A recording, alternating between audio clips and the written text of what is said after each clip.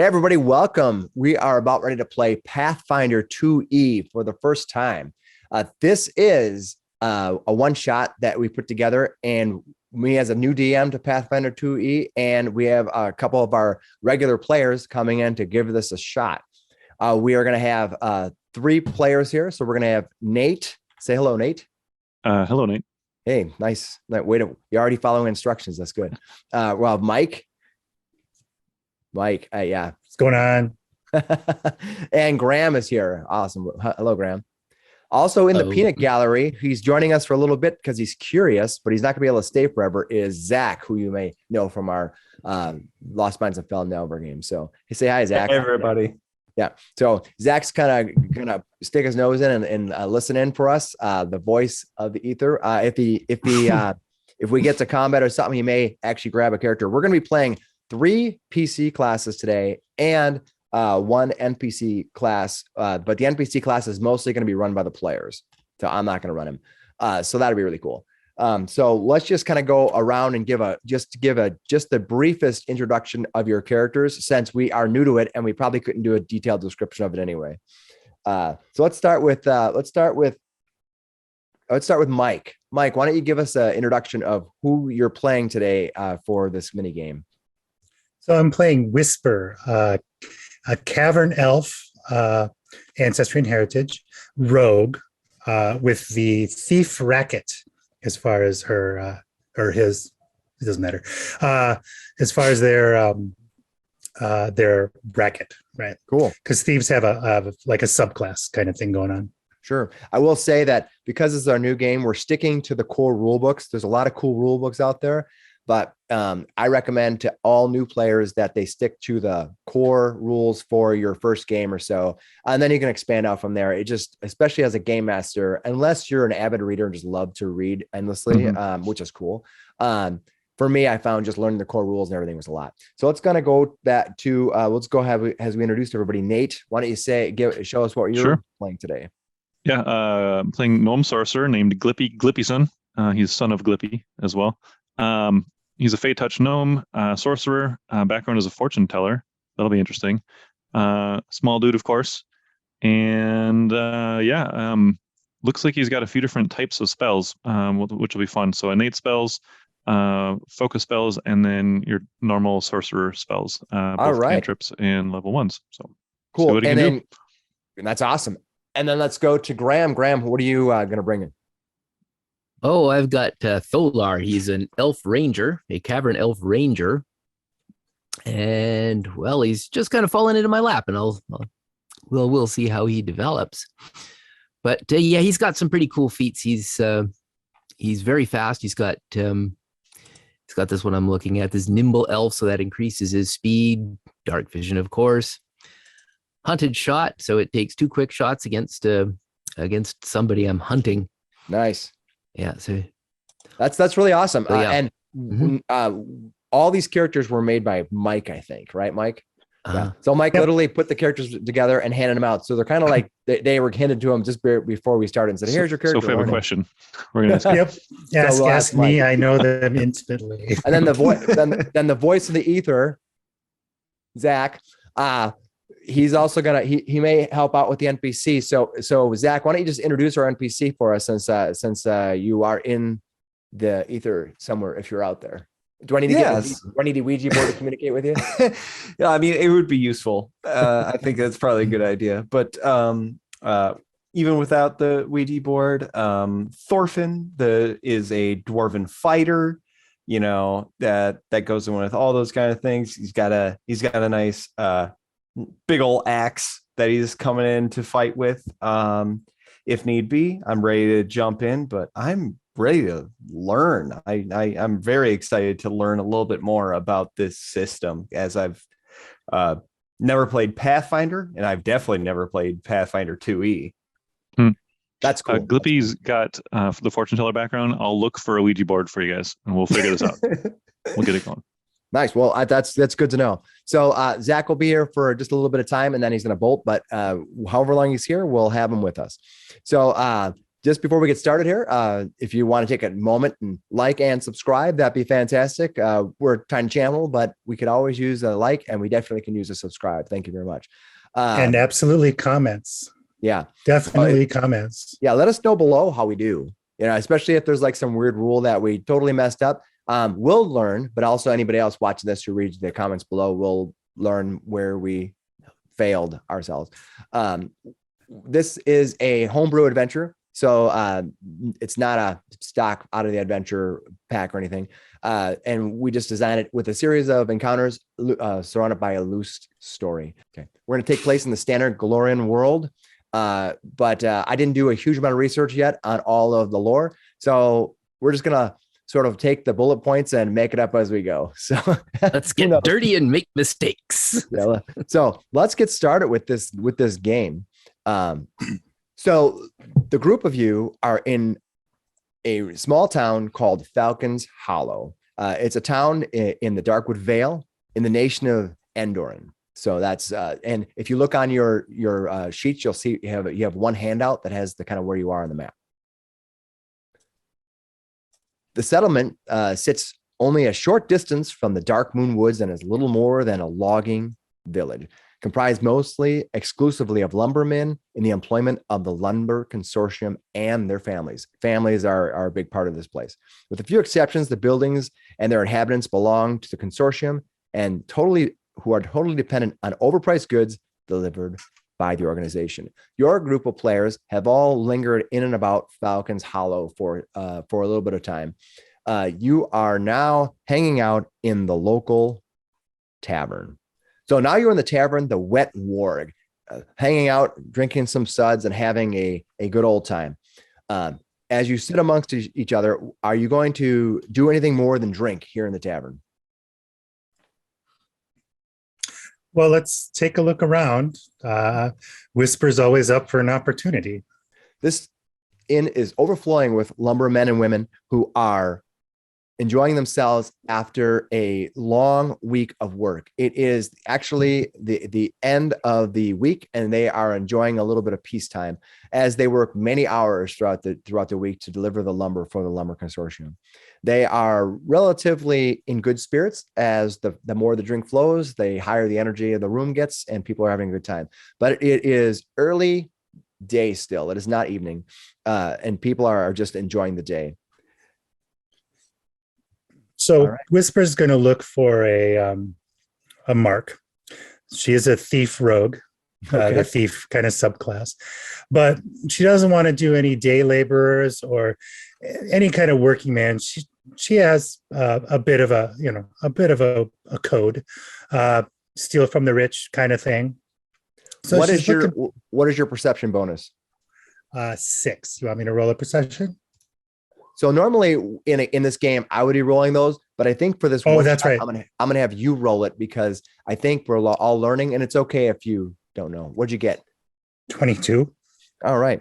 You look around and you notice that most of the people here, if not every single person who is at the bar or sitting amongst the tables, are dressed in the drab daily clothes of the Falcon's Hallow laborers. So you're not really seeing anybody here who would be a ready mark. Even the person who runs the tavern is well known to be generous to those who come in with a sad face and a lost heart. I was just going to ask, does anybody look particularly sad right now? Particularly sad? Well, what is your perception? Give me a perception. You got it. And I see deception. Where's perception? You can deception. Perception is it's on the right-hand side. Yeah. It's the big box. The big button. It's on the right-hand side. You got it. Got it. 24. Right. Fantastic rolls. Get them all out now so I can crush you later. Yeah, exactly. Yeah, I mean, the town itself is a little, they're not sad as in like a wallowing sort of way, but they talk amongst themselves and they try to be jovial, but they work hard here in Falcon's Hallow. And, they don't often get a lot of downtime because of the Lumber Consortium and all of its activity. As you look around, suddenly all of you are jolted as the door springs open. A man runs in. He's a soldier of the town. He's panting. He looks around and he starts trying to babble and express what's going on. As it is, the rest of the townsfolk here sort of look at him strangely. They're not rushing to him. They're not sure what's going on. But this soldier he's panicked and he's sort of just like breathing hard and he's trying to speak. What do you guys? Whisper's What's wrong? like, What you gonna say? What's He wrong? just babbles out. What's wrong? He's sitting there. And he's unable to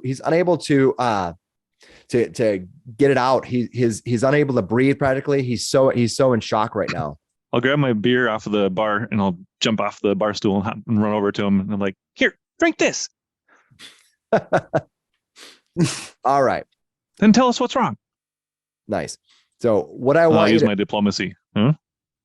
perfect. Give me your diplomacy roll. God 23. damn. 23. Everybody's rolling great. This game is going to be very short. No, those rolls will go away quickly. Once combat starts. In a huff, he says, it's gone. He's dead. I don't. Oh, the Aegis, it's gone. When he says that, the entire bar freezes and you hear a gasp in the background. Do we know what this is? This Aegis? You do. Yeah. The Aegis, which is its full name is the Emerald Aegis, is a beacon that sits just east of town on a little pedestal that radiates a green emerald light. It has been there for many years. And it is said to be a protectorate of the town. Some people think that it is merely just magic to fool the peasants, and other people swear by it. So by then, and so the town itself, when you hear about this, the townspeople itself, if it's superstition or not, all rise in a panic. He said, and this man who you know is Rivis, this soldier Rivis, says to you, I went to the Outlook. I was gonna relieve him, and he's dead. And then I ran back, and these creatures from the woods, they chased me, but I outran them. These birds, I don't know if they're related, but by the time and he grabs the beer that you had handed kind of open to him, and he just slams it. There's birds? Wow. There's birds outside. Nothing unusual about birds around the place. Who's feeling particularly strong? And with that, as he comes rushing in, right behind him comes a sturdy soldier of a man, you know to be Sheriff Deldrin. Sheriff Deldrin has been sheriff of the Hallows for quite a number of years. You know that he is often at odds with the consortium because of the fact that the consortium wants to run so many things in town, including letting many illegal things happen under their nose, under the pretense that they can always get another sheriff. The sheriff comes in and he looks and says, "Rivis, what happened here?" And Rivis turns back and he more calmly says, I was at the Outlook, and Jeremiah is dead. I don't know what happened. I walked up, he didn't move. I pushed him over, and then I ran back to town as fast as I could. Did the birds kill him? I don't know, because I was way down the path when suddenly I was running through in a huff and these birds ran out at me. I just kept running though. I didn't care. And eventually they just left me go, I think. But then the sheriff goes, "Well, this is definitely a strange day. What happened to Rivis?" And then what happened, Rivis, to Jeremiah? And Jeremiah goes, Rivis goes, "You don't, the Emerald Aegis, it's gone." And once again, the entire bar goes, reiterates another shout of being in danger, as if they feel like the rug of the town has been pulled out from them, as if the demons of the world are going to be able to claw in at them at any moment with the Emerald Aegis being gone. The sheriff, looking around, steadily makes a measure of the room. And he holds his hands up. Oh, calm down, everyone. Calm down. We'll take a look at this. We'll need to find some steady hands who can journey out there away from town. It's a bit away, but not too far. Maybe an hour's walk to the east. Do we have any volunteers? There's gold in it. I have 50 pieces for those who will step up and take a look and take a notice of what's going on with this Emerald Aegis. If you can get this Emerald Aegis back, it's 50 gold to you. And the people all around kind of look around like, not me. One guy goes. So Whisper has the chair leaned back, like on two legs leaning against the wall. And she settles forward and stands up. Just, this place was born anyway. Looks over at her cavern elf buddy. Was it Thorson? No. Tolar. Yep. You want to go take a look? You're good in the woods. Yep. Let's go take a look. I want to go stop by the wherever it is they keep the Aegis first and see. I want to check out the body. All right, let's go.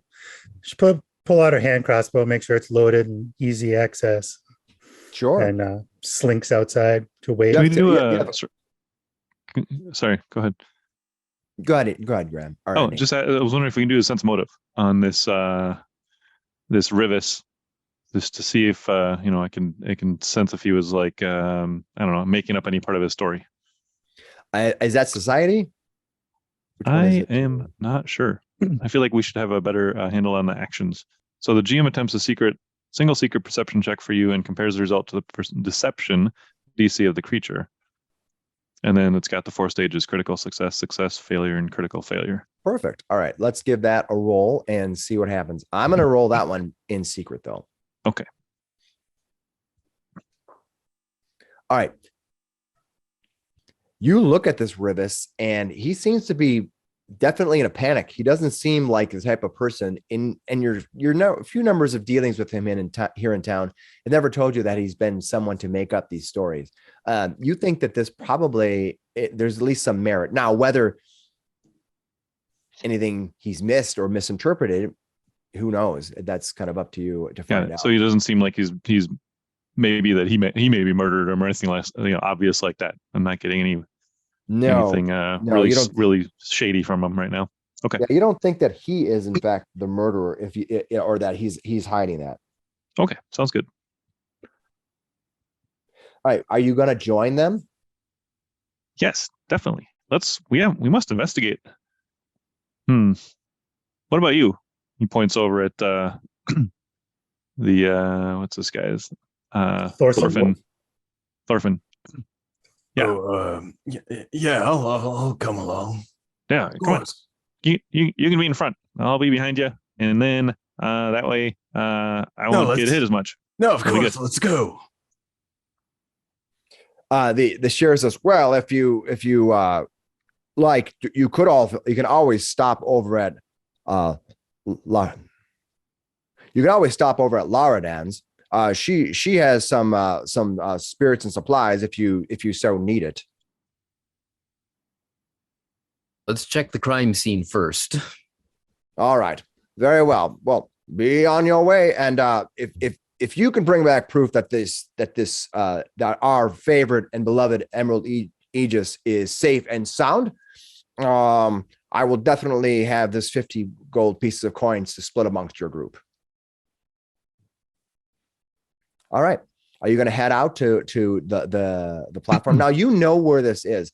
You know that it's about an hour away, and you follow a path to the east.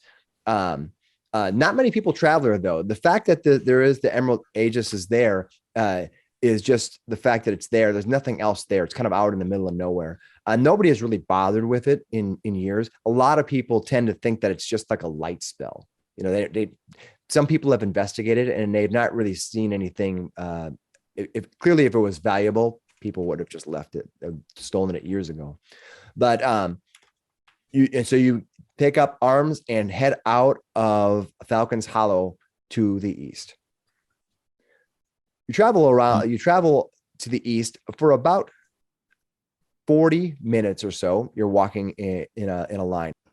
As an exploration mode, everybody can take roles, right? Like someone scouts ahead, which is probably going to be the ranger, right? Yep. Other people can be on guard, which could be the fighter, right? Yep. And there other people can seek, and there's different roles that everyone can have during like a exploration mode like we're in. Just as a quick aside. No, it's not a side. You're just going to tell me. Yeah. That's okay. But okay, That's what you're so doing. but I'll ask you this. Perfect. So as you guys are walking, I'm getting your marching order. I have Thorin, the ranger in front. Behind that is Thorfinn. Thank you for making my names confusing.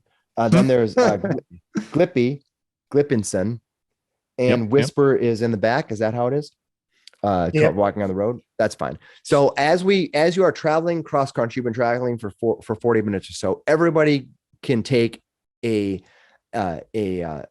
task, an exploration task that they're doing on the road. Now, some of those things will actually slow your movement down.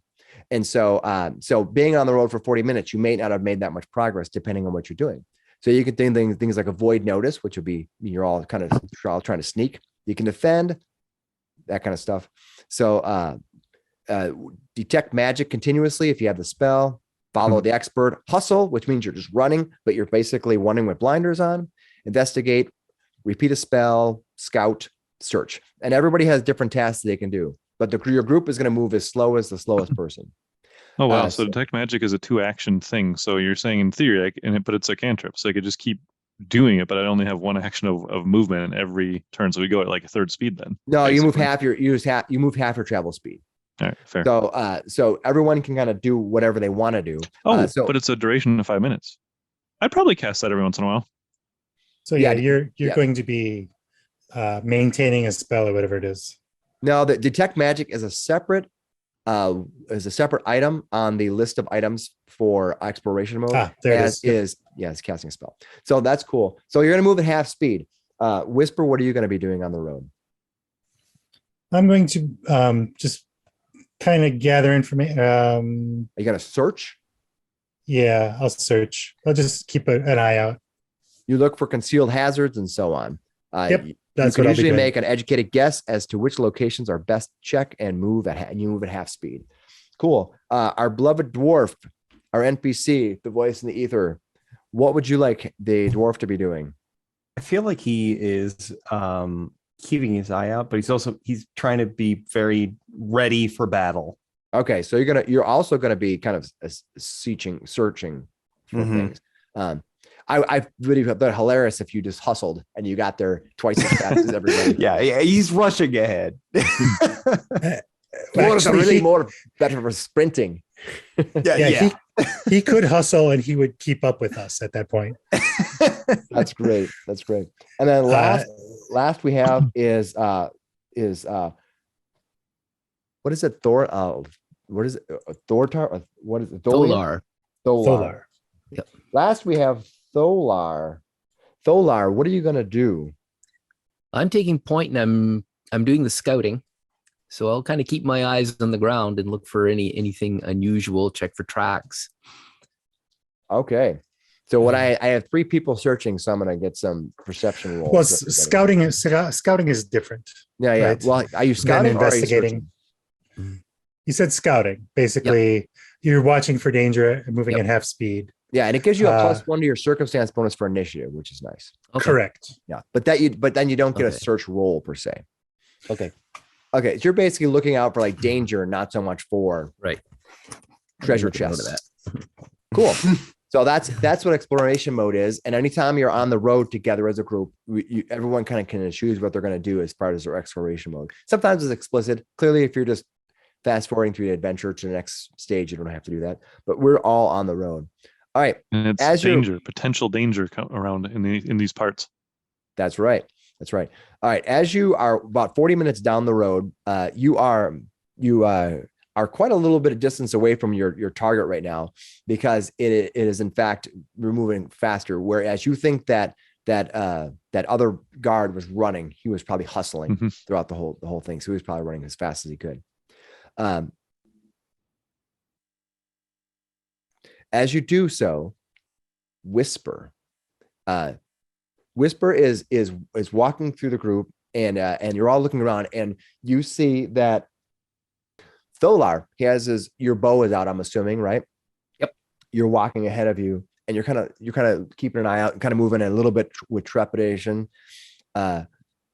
When suddenly there is a flutter of movement in front of you and to the north.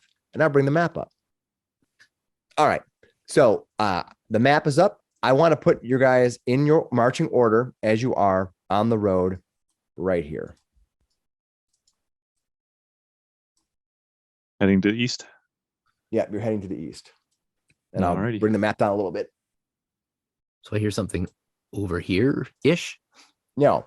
So what you hear, all right. So what you hear as you're walking through this place right here, you hear some movement, some weird buzzing coming from the distance, way up here somewhere. Okay. Do we want to take a moment and talk about senses? Go ahead. So the senses are kind of broken down into precise, vague, and imprecise. Imprecise and vague. Precise, obviously, being sight. Okay. Imprecise is like scent or hearing. You hear something, you smell something. And actually, smell might even be the vague, right? It gives you an idea. This leads into the 4 stages of basically vision, basically noticing people. Your 4 states of, I can't think of the term right now, but you have observed, you see it, right? We can see each other, we're all observed. We have, on the other end of the spectrum, unnoticed. Unnoticed is you don't even know they're there. Yeah. It's like somebody hiding, and then the step up from that is undetected. You know something is there, but you just don't know where it is. And then you have the hidden, which is you know where they are, you just can't see them. So those are the 4 stages of things, and they all provide different things. But just wanted to do a quick little break on that. That's totally cool. So as you sit here, you can hear this buzzing off to some kind of buzzing off to the north. You had a really good perception, and you noticed it at this point instead of getting any farther. So at this point, you kind of hear that buzzing, but nothing seems to be happening right now. What do you want to do? I'm just going to sort of hold my hand back and halt everyone and just go sort of keep everybody quiet and listen for it again. So I can get a good beat on it. All right. With that, I'm going to give you another roll. Okay. For perception? Yeah. All right. And so you're listening in, and you can faintly hear it. It's to the north. You hear this buzzing, and it's kind of like a Twitter buzzing. It goes zit, zit, zit, zit, zit. You hear this kind of weird buzzing. What would you like to do? Is that all of us that hear it, or right now it is Whisper and Tholar, who are Whisper the Rogue and Tholar the Ranger, who can hear it. The other 2 haven't taken any other actions to try to listen to it, but those are the 2 who can hear it right now. So describe this area here. Which area here? Oh, to the south. That seems to be a rise, a little rise or a lip of the that rises up to a higher level. So if you look at it's gradual kind of you're kind of in a little bit of a veil here. So you have rising up both here. It goes up like 5 or so feet. Okay. Probably back here and here. It kind of goes up 10 feet. This is flat. So this is like 5 feet or so ahead above your location. What are you guys listening for? Something buzzing over that way. I can't quite tell if it's a bird or something else. I don't hear anything. Sounds a bit too fast a wind beat to be a bird. You could do a recall knowledge check as an action. You have nature, I know you have nature. You could do a nature check to recall knowledge and see what you might know about that. Okay. Whisper, Taking- What's that? Okay. Is this foliage going to provide cover? You don't think so? No. You Even don't here? think that could probably provide you like the lesser cover, give you a +1. But concealment is what I want. No, you have to have at least you have to be at least +2 covered before you can be concealed, I believe. So do you want to do, if you want to do that, the knowledge recall, you can give me a nature animal recall roll. Nature animal. Okay. Now, typically This I is- would roll that a lot, but I'm going to let you do that today. Okay. Nature animal. Huh? Let's see. Okay, so we got the nature. Is there a particular thing that says animal in there? Only if you have a benefit to an animal specifically, Okay. otherwise it's just nature. Right. Okay. Straight up nature then. 10. All right. You look over and ask Tholar about it, and he listens intently. But Tholar, you don't know of anything that would cause this. It doesn't sound like a normal bird. Birds would be like, "Fuck, fuck, fuck, fuck." And you know that insects would not be nearly this big. It could be an insect, but it's Be a not very really big one. clear. I want to go and take a closer look. Okay. So why I'm don't going you to- tell me what you want to do? I want to move stealthily. Now, is this thing here, is that a little bit of cover? It is a little cover. You can be Mhm. behind this and you will get cover from this side, but not from this side. Okay. So cover is conditional on the direction, as is the condition of hidden. Okay. And So just to be clear, when you hide at the beginning and end of your turn, you need to be behind cover. Otherwise you will be detected. So Okay. for example, you couldn't hide there from Whisper. yeah. But we're looking where the sound is coming from up here. So I want to It be is. concealed from whatever that sound is. Or All right. You if I can walk try up there sneak and up on it. you walk up there and kind of crouch down and hide. Give me your stealth roll. Okay. Oh. Oh, Oh no. I tripped and swore. What'd you roll? 8. Was that a natural 1-8? That's a Was. natural 1-8. Yes.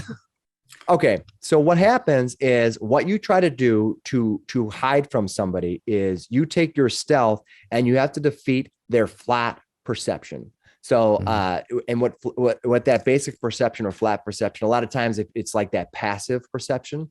And in Pathfinder 2e, it is 10 plus their perception value.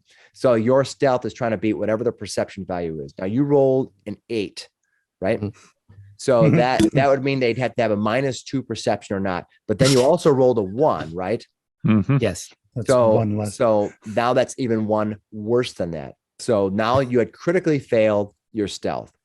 So critically failing stealth is not a good thing. Yeah. Well, the bright side is that I'm getting that roll out. out of the way for when we get into combat. Well, so what happens is they actually move them down. So right now, if they don't know, if they can't see you, you are actually undetected right now. But however, if you fail, you become hidden. But because you critically failed, I believe you become observed at that point. Tell me if I'm wrong, and then feel free to let me know. Nope, that sounds right. Yeah. Again, we're all learning this together, and I'm pretty sure that's how it works. Someone tell me below if stealth works different when you critically fail. All right. When you do A that, little Graham, clog dance. yeah, Graham, when you do that, you are trying to hide, to sneak, when suddenly out of the woods rushes out 4 insect, or went out from the woods. You're sitting there hiding when suddenly from the woods comes 4 creatures. What you see is these 4 creatures. They are fluttering, flying, mottled, foot-long, reddish and brown skin with yellow underbelly, bird-like creatures. They have wings that resemble bat wings. They're not silent though. They kind of buzz. Zzz. They come suddenly flying after you.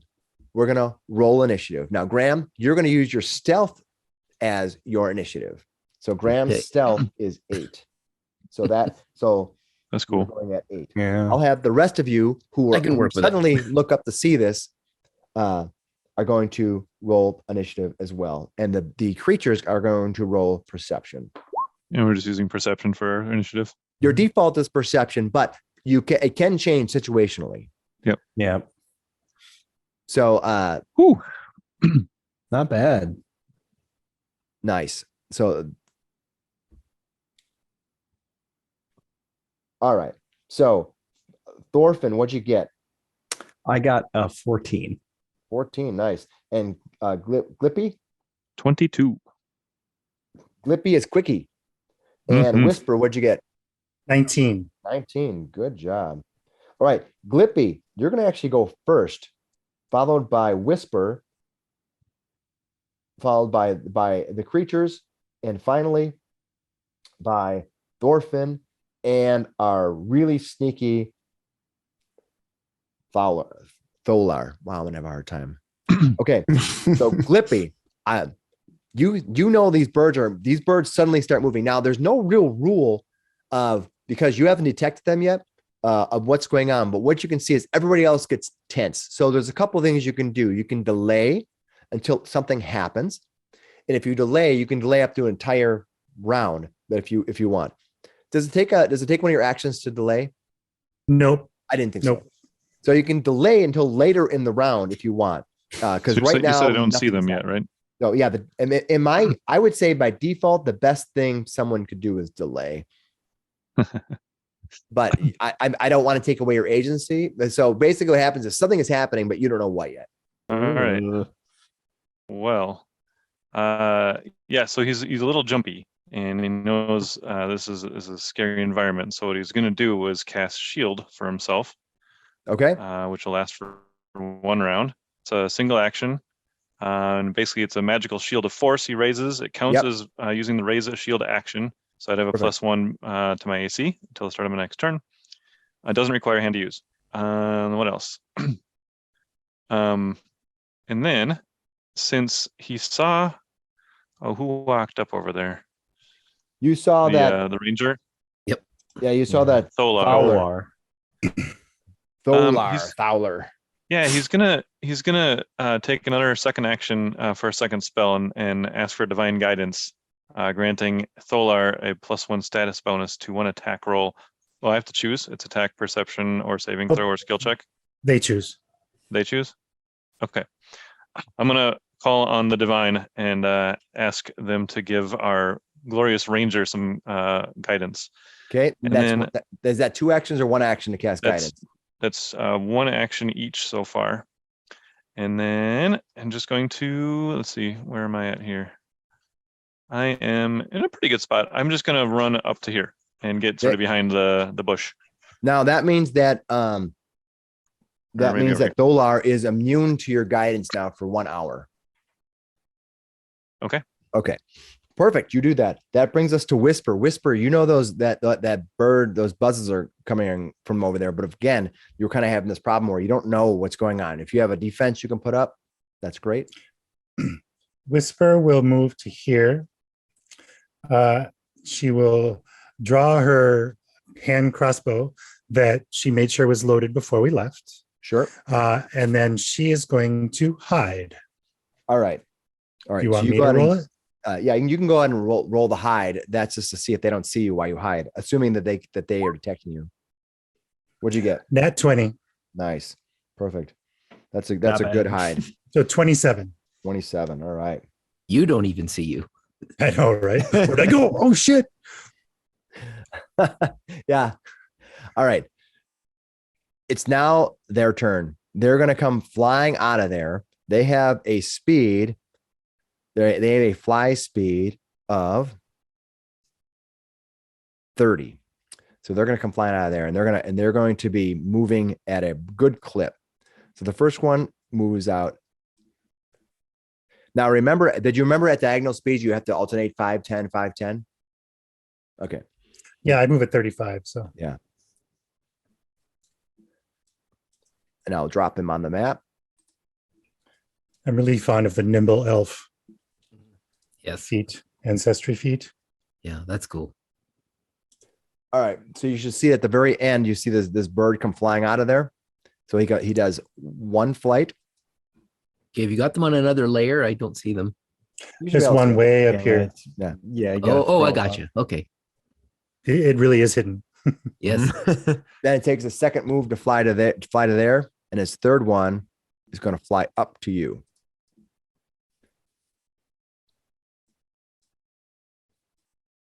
Hello. And as does the other ones. Actually, I will move this one quite easy. He's actually behind. So Oh no. they all take their full actions to zip. Zzz. They're all flying over and they see Thalar is sitting there trying to stump behind the thing, but he fell forward and kind of clunked his head a little bit and he goes, ah. Thorfinn, the big, rough, gruff dwarf. What are you going to do? NPC. He is going to use his first 2 actions to get up to here. Now you measure that every other square is 5, 10, 5, 10. Yep. Okay. So he'll get up to there, and then he will do 1 action, attack with his war axe on the one directly in front of him right here. Let's do that. Right here. So basically, that would be an extra 5 feet here, so it'd be 40. But Yep. that would be that'd be an extra 5 feet too, because you. Oh wait. 10, So take a 15. look Yeah. at your feats. You have sudden charge. Oh yes. Oh, there's And he wouldn't know that because he didn't make the character. Nope. So I know. Okay. That's why I'm jumping in. with a quick sprint. Okay. You can use sudden charge while burrowing. Okay. Movement. all right. So you have sudden charge. What would you like to use that? Yeah, I would absolutely use my feat sudden charge to charge up to get into melee with these people with Tholar. All right. So you went 5, 10, 5, 10, 5, 15, 20, 25, 30. So 30 feet is to here, 40 feet is to there. Perfect. Close enough. Yep. And we'll right. make sure we get the measuring stick to work correctly. If in roll you 20. diagonals go 5, then 10, then 5 again, then Yep. that would have only added an extra 5. So I think we did it. Perfect. So Yeah. you charge forward. How many actions does that take? That's 2 actions. It should be. Yep. It's a 2 action to stride twice and swing. Go Yep. for it. And then I will swing with 1 action. My final action. That's a 25 to hit. That will Nice. hit. Okay.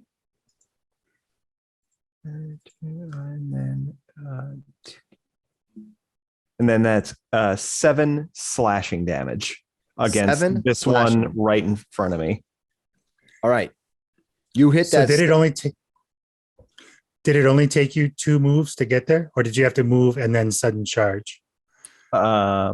It took me the sudden charge plus a move to get there. Okay, you're good. So you would move and then sudden charge and get a swing at the end. Yep. Perfect. Killed it. Holy moly! Nice. hit. The Nice. birds are flooding. These things are. Was All that right. he rolled a 25 to hit, right? Was that just out of curiosity? You don't have to tell me, I guess. But was that It a was not. critical? It was not. What do they call But- it? There's a Critical success? 16. Oh, got it. Close. So close. Yeah, very What do you- close. What'd you say, Mike? Oh, I said he rolled a 16. Oh, if it was, never mind. I got what he was asking. Do Yep. you know their armor classes? Are you looking up the Never mind. creatures? Are you looking up the No, creatures? I was like, he rolled a 16 is what Oh.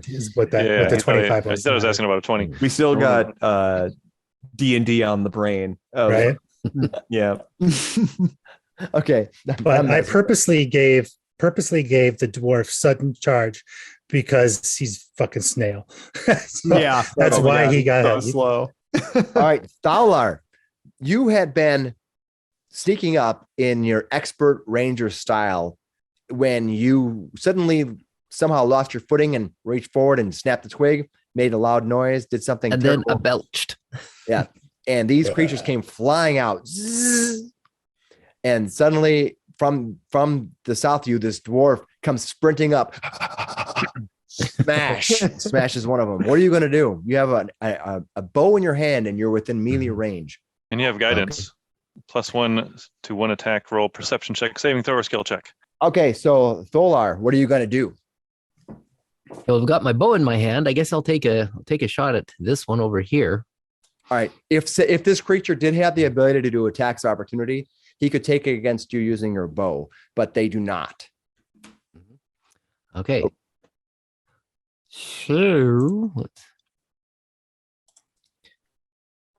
So some of the mechanics for the ranger, you can designate one of these as your prey. right. Yeah. Okay. And this ranger took the precision kind of subclass of ranger. Right. So it'll give you, if you hit when the first attack, you get precision damage. Kind of like sneak attacking, right? Exactly. There is no sneak attack. There's just precision damage now. Right. Yeah. Oh, there is sneak attack. Thieves has sneak attack.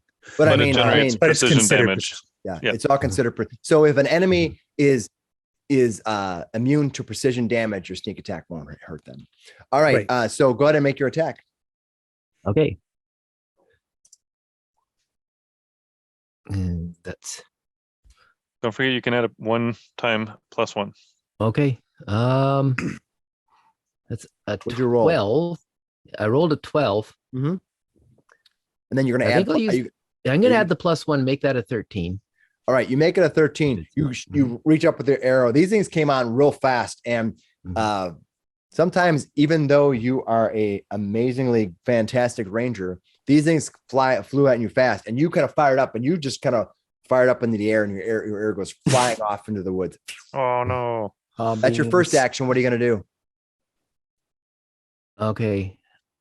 Now, if I'm gonna be in melee, can I put down the bow and Dropping is a pull my- free action. free action? Okay, so I'll drop the bow and I'll take out my kukri. That is one action. So now you have Okay. one more left. But now Okay. here's the thing. You've already fired once. So if you take another attack action, it's going to be at your lower value, your second. It'll be the second attack, which you should have in your sheet. So you hit the button at number 2. Okay. Button that's number 2. Yeah. A quick got note it. on the Mhm. a quick note on the kukri. It is an agile weapon. Right. So it is a little easier to do multiple attacks with it.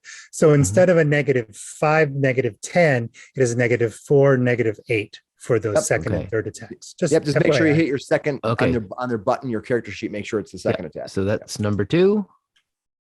Oh, What'd you hit? Oh, I'm doing terribly tonight. A 6 and a 5. A 6 and I'm a- just so I'm what'd you just- hit? You rolled a 6. I rolled a 6 and I rolled What'd you roll the 5 for? they rolled well, a there was third just time. something about it. Yeah. Okay, so you rolled a 'Cause the- wait. yeah, Explain to me why you rolled a 5. Okay, well He accidentally hit the 3 button. yeah. Okay, so you rolled a 6. Yep. Okay. So is that a total of 6? Yes. That's a very bad miss. But thankfully, there is not any real when you critically miss on a melee or a strike or anything. There's nothing bad that happens to you. That brings us to round refreshing. That brings us to Glippy Gloomstalker. Isn't that Glippy? No, it's not Gloomstalker. Glippy Glipperson. It's Glippy son is son of Glippy. Glippy, son of Glippy. Over here. He is realizing that the shield isn't going to do him much good because they aren't trying to rush him right now and attack him. So what he's going to do is he's going to get a little closer into combat here, and then he's going to try his famous electric arc, and he's going to try to zap these buggers. So where are you going to be at? Bug zapper. He is going to run up. So he's got a speed of 25, but he's not going to use it all. Just start running up to the edge over here to get It's in a little 20 better feet? range. All right. And which one are you going to So- attack?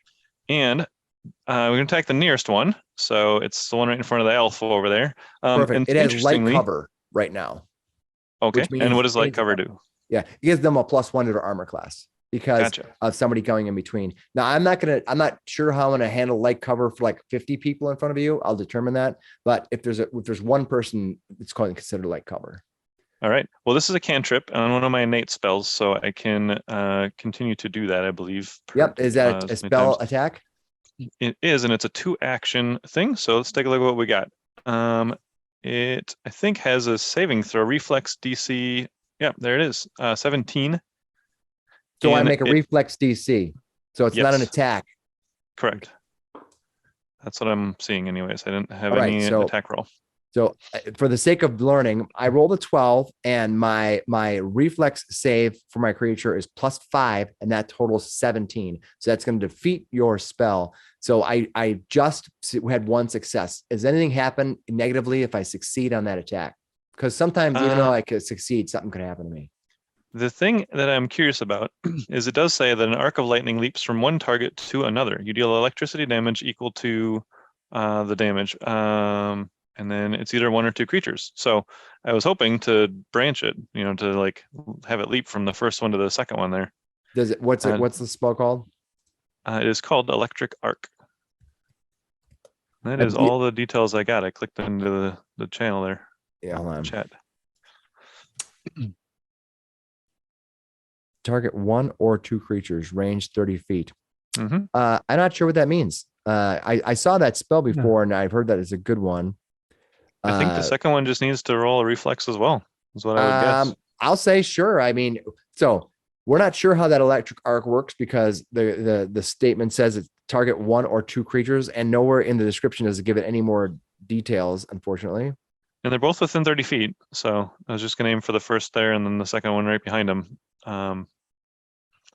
But yeah, it doesn't. I don't know if you'd have it sort of stop because the first one missed, or if he just doesn't take any damage and it still hits the second one.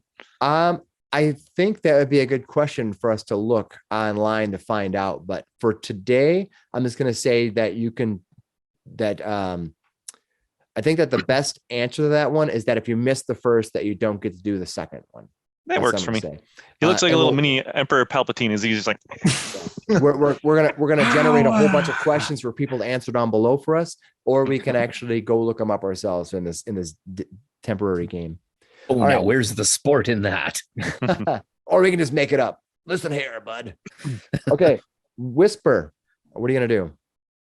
Whisper is going to go back to the correct. There we go.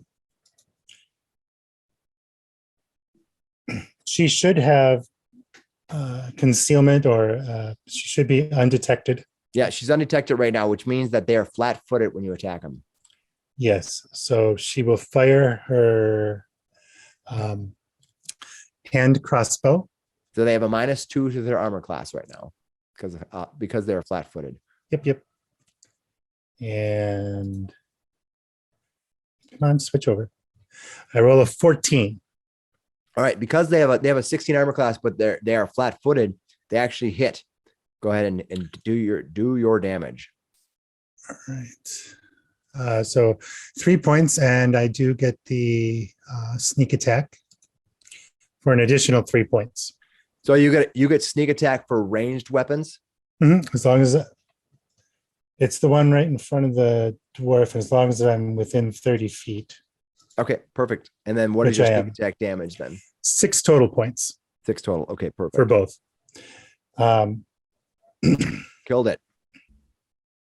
nice. She will stow her hand crossbow and draw her rapier. Okay. And that's what she's That's doing. your turn. That brings us to them. They are not at all turned back by the fact that some of their companions were knocked down. They could care less. So what they're going to do is the first one is going to try to make an attack with its kind of barbary legs.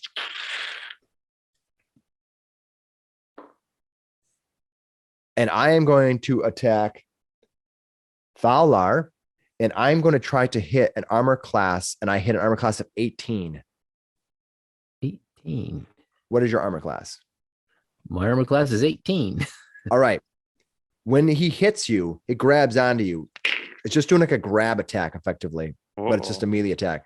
When it hits you, when you're bigger than itself, barbed legs attached to your creature.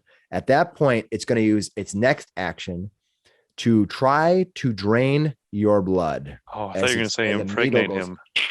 Right inside of you, and it starts gooping. Rude. Yeah. Going to lay eggs in your neck. Ooh. Not even so much as a by your leave. So immediately you're going to take 3 points of damage from when it stabs into you. And then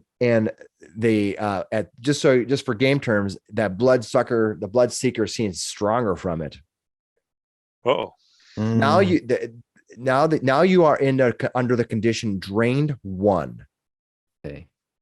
And drained 1 means that you lose a number of hit points equal to your level times the drained value. So you permanently, until you remove the drain condition, lose permanently the number of hit points equal to your level. So your max number of hit points right now are down. Okay. By 1 times the drain value. I'm assuming the drain value is 1. So it's 1 times 1, which is 1. So there's the conditions on the right side of your sheet. And if you check, you can click drain, and then under the bottom underneath that, then you can, okay, you found it. Got it. Cool. And it automatically will adjust. The nice thing about this, it will automatically adjust. Like if you look at your fortitude now, it's down 1 because of the drained condition. Good. Okay. This one here is going to go and try to have a snack off of the dwarf. Plump, juicy, bloody dwarf. It's going to attack you. I rolled a 20, natural 20, so it's going to increase the value. Oh no! And then I'm going to does a hit and then with a +6, so it's going to hit 26. Now, here's the thing, though. When it attacked you, it just did a grapple check. So is it considered a grapple? Mm-hmm. The barbed legs attached. This is similar to a grab creature, but the bloodsucker moves with the creature rather than. So you're not knocked down or anything. You're just considered flat-footed while it's attacking you. So it didn't do critical damage, I don't think, because that's not because it wasn't the attack that did the critical. Like it just critically grabbed you. It grabbed right on. This thing grabs right on the side of your. So literally, it's pulled into your mouth and it's pulling your mouth back, and then the little piercer just goes right into your neck.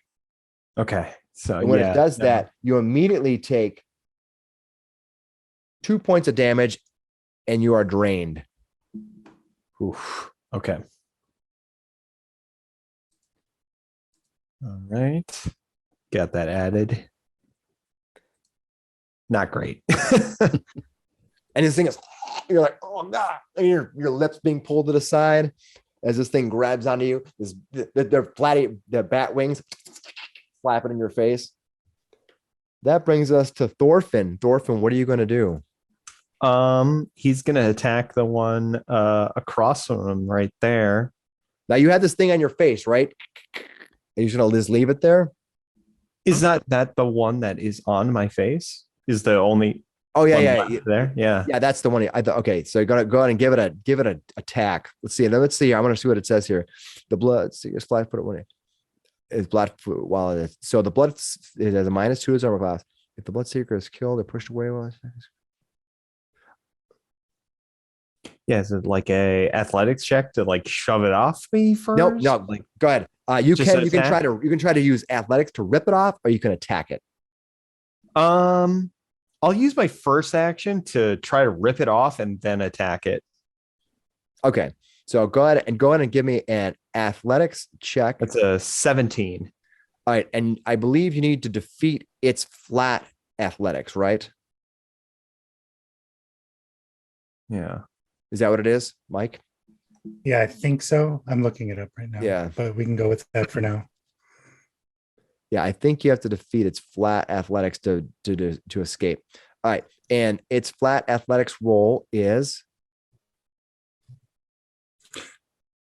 Looking here. 16. So you I defeated got it. All Right. right. When you rip it away, when he does though, when you pull it away, blood just comes flying out in an arc. Ugh. All right, then I'll use my second action to attack it. So just so you're clear, now the creature. So if the bloodsucker is killed or pushed away while attached to a creature it has drained blood from, which it has, that creature, being you, takes Mhm. 1 persistent bleeding damage. Ooh. Okay. Okay. That means you are now you are persistent bleeding damage, which means at the end of your turn, you're going to take 1 point of damage until you have it healed. Okay. Yeah, I'll still do that. Yeah, but you have 2 more actions. What are you going to do? Yeah, I'm gonna attack it. That's 22. Oof. That'll hit. It looks like okay. That's 5 points of damage. All right.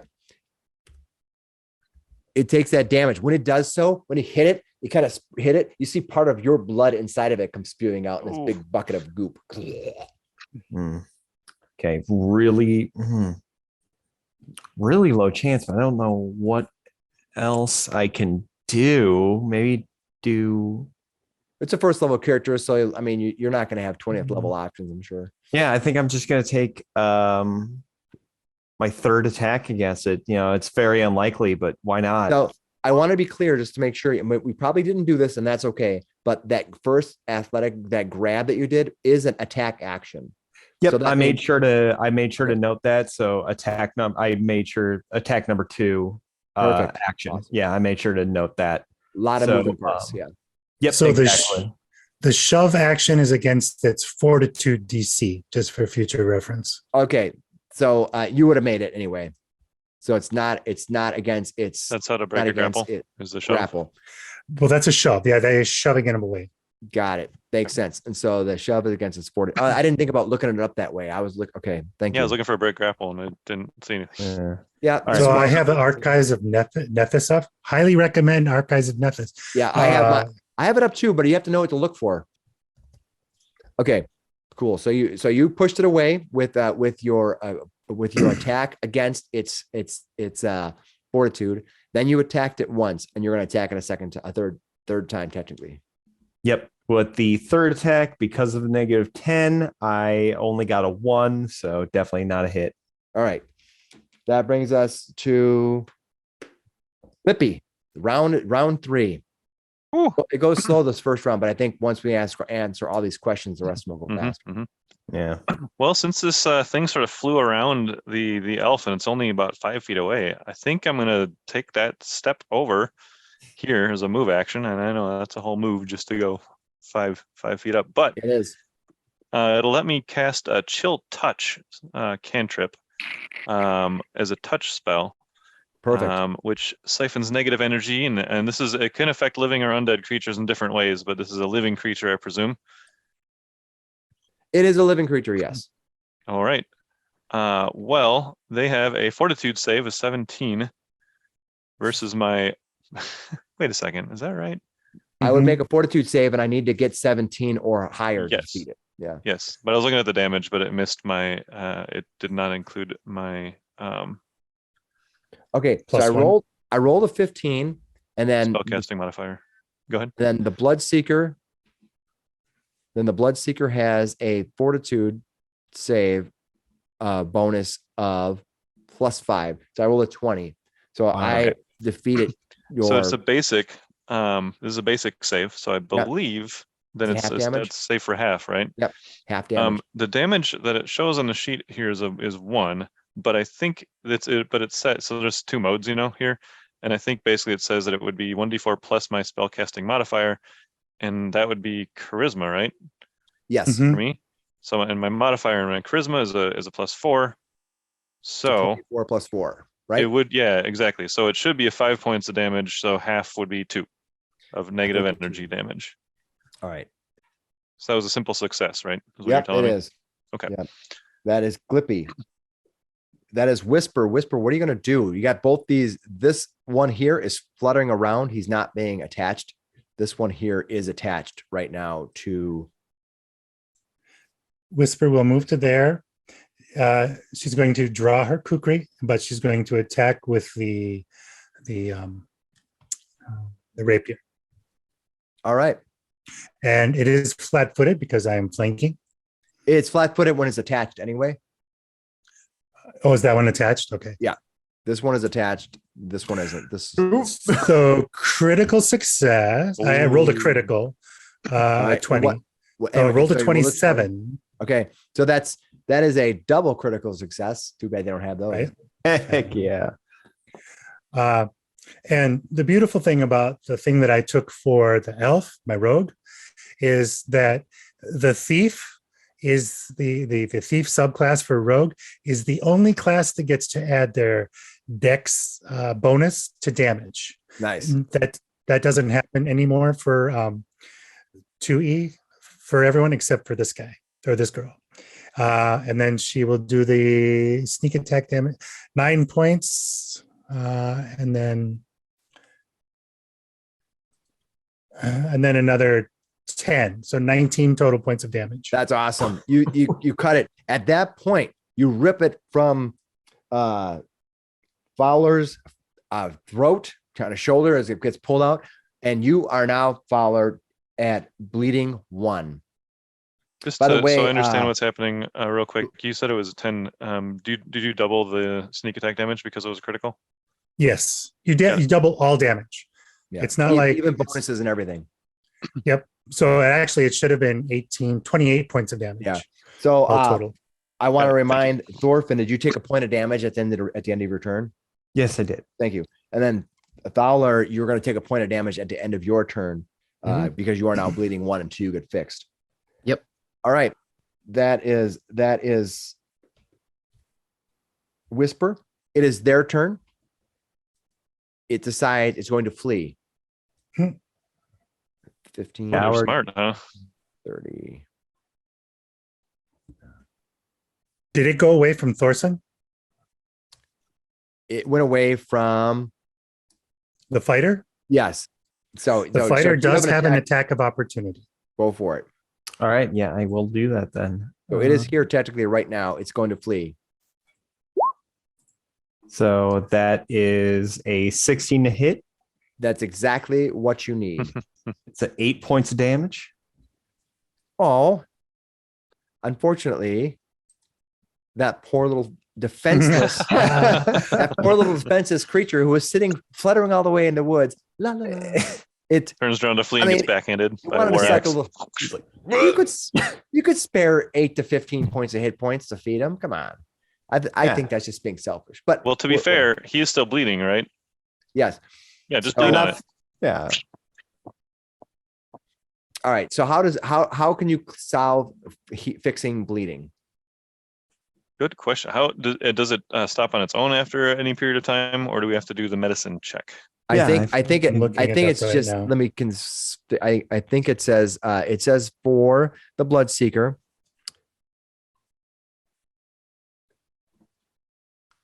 I mean, start by putting your hand on it. Apply pressure. Yeah. The Apply creature pressure, takes guys. Or it's the- like, oh my god. so the creature takes 1 persistent persistent bleed damage.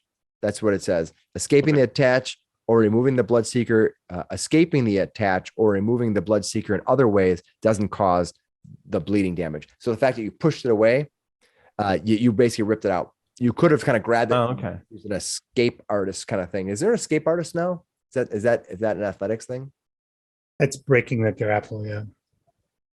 Well, what's the difference? Killed or pushed away is how is that different than if the attach or remove, if escaping the attach or removing the Bloodseeker in other ways doesn't cause bleeding damage? How else could you do it? Is there an escape? I don't know. Yeah, it's an I don't attack know. called an escape. You attempt to escape from being grappled, immobilized, or restrained. Choose one creature. Yeah, so it's typically an athletic DC. So here's what we're gonna do, Thorfinn, because Yep. you originally did an athletics DC, and that's what you want, and that's what you called for. You're not going to be bleeding 1. We'll say you did the escape and not the push, because that's what I called for Okay. to do anyway. Sure. That my mistake allows us to learn some new things. That makes Oh, sense. So when you escape, it's an athletics DC. If you push, it's a fortitude DC. Okay. Yeah, that makes sense. Yeah. And I called for the athletics, so that's what we're gonna go with. Okay. So the only one who's bleeding right now is Tholar. Okay, how do I fix that now? Is it a medicine check, you said? Yeah, I would think that medicine could. All you need to do is heal 1 point of damage, and you'll fix it. Okay. Well, if you drop all the way, I can stabilize you. Yeah, no, just bleed out real quick. Yeah, can you we'll hurry up? We got stabilize stuff to do. All right, you might do it now. No, Boy. rolled another boy. natural one. Man. I was supposed to have these out of the way by now. All right. So what happens with medicine? So rolls? here's We actually tried it. I made that wrong. So persistent damage. Let's look that up. So persistent damage comes from the effect of acid, et cetera, et cetera. So you have one persistent whatever. What happens is after you take persistent damage, you roll a DC 15 flat check to remove it. So this next round, you'll need to roll me a DC 15 flat check, which when I say flat check, I mean no modifiers. So this is the second round where you're bleeding. Okay. What are you going to go ahead and give me a roll? Just a D20 roll. Yep. By the way, Oh, go ahead. shoot. I'm sorry. I don't know why I rolled 2. Let me roll again. Yeah. Just 1 this time. Unbelievable. What'd you roll? 4. All right. So you're going to take another So- point of damage. Does anybody else want to do something this round while he's fighting this off? So the administer first aid is a 2-action thing that you can do with the medicine skill. Okay. It says you have to have the healer's tools, which I think we all do, Mike. Mhm. You said we all had that, right? So you perform first aid on an adjacent creature that is dying or bleeding. You are bleeding. If the creature is both dying and bleeding, choose which ailment you are trying to treat, and you can administer first aid again and attempt to remedy the other effect. So stop bleeding. Attempt a medicine check on a creature that is taking persistent bleed damage, giving them a chance to make another flat check to remove the persistent damage. So basically, you Another just flat trigger check another or taking Can you another do that flat in can anybody do that in combat? It's a 2-action thing. Yeah. Okay. So yeah, if you do the hour-long one, you can restore hit Oh my points God. and remove Right. the wounded condition. I think my electronic dice are loaded. So what'd you roll? 2. All right. And when in order to do that condition, you have to roll a check, right, Nate? The administer first aid. It just says you have to have the healer's tools, and you choose which thing you're doing, and you attempt a medicine check on a creature. Oh, it does say the DC is usually 15, the DC right? of the effect that caused the bleed. So I tried it. I clicked a moment ago Okay. and I rolled a 7. So I did not Okay. get enough to stop his bleeding on So my It's a, roll. it's a bleed 1, isn't it? Like 10 plus the bleed damage or the bleed No- effect? no, It says it's- that the DC is the DC of the effect that caused the bleed. So that was a 15, I think you said, yeah? No. So it's weird because there is not a savings throw for this. He attacks you, and it says the blood seeker is attached to a creature. Affect the blood. The blood seeker uses its I don't even know what the name of that is. Proboscis. Blood- yeah, the blood Proboscis. creature uses his proboscis to drain blood from the creature it attached to. This deals 1 to 4 damage, and the blood seeker gains temporary hit points equal to the damage dealt. The creature that has the blood drained by the blood seeker drains 1 until it receives healing. So I don't know. I'm Do gonna they make have a a DC call. like Make we it do? 15. Make it 15 for now. Just Okay. for now. Well, I rolled a 7, so that wasn't enough. There we but go. All right. All right. So you're gonna take 1 more point of damage, and then you'll be Mhm. fine. Okay. Yep. So let's move past to that. So 'cause we Whisper don't was wanna- able to do the medicine roll, by the way, to trigger the first aid, to trigger him to do another flat check. All right. What That's do you what it is. guys want to? What do you guys want to do Uh, from here? Also, to the players and to the fans, I know you've grown very affectionate towards Thorfinn. I do need to leave now. I know he's your favorite. I gotta head out. All right. Well, thanks a lot. Thanks a lot All right. for sticking with us, Zach. I appreciate Yeah, it. no. no. We'll see you, Zach. This We'll was see you in a couple super, days. Yep. I'll see you in a couple days. It was super informative. Yeah. It was nice to at least get a single combat done. That was Mhm. it felt pretty intuitive a little bit, you know. Yeah. So yeah. There's a lot of actions now, A lot which of is what we have actions, to yeah. we have to Absolutely. know what they are basically, or look them up quick. The Yep, hard part. so- The hard part is the hard part is figuring out things like, is this a shove? And if we do, which one are we fighting against? The DCs. Well, I clearly have to get the handle of that. All right, Yeah, Zach. We'll but- see you in a little bit. Yep. Right. Thanks, guys. Bye. See ya.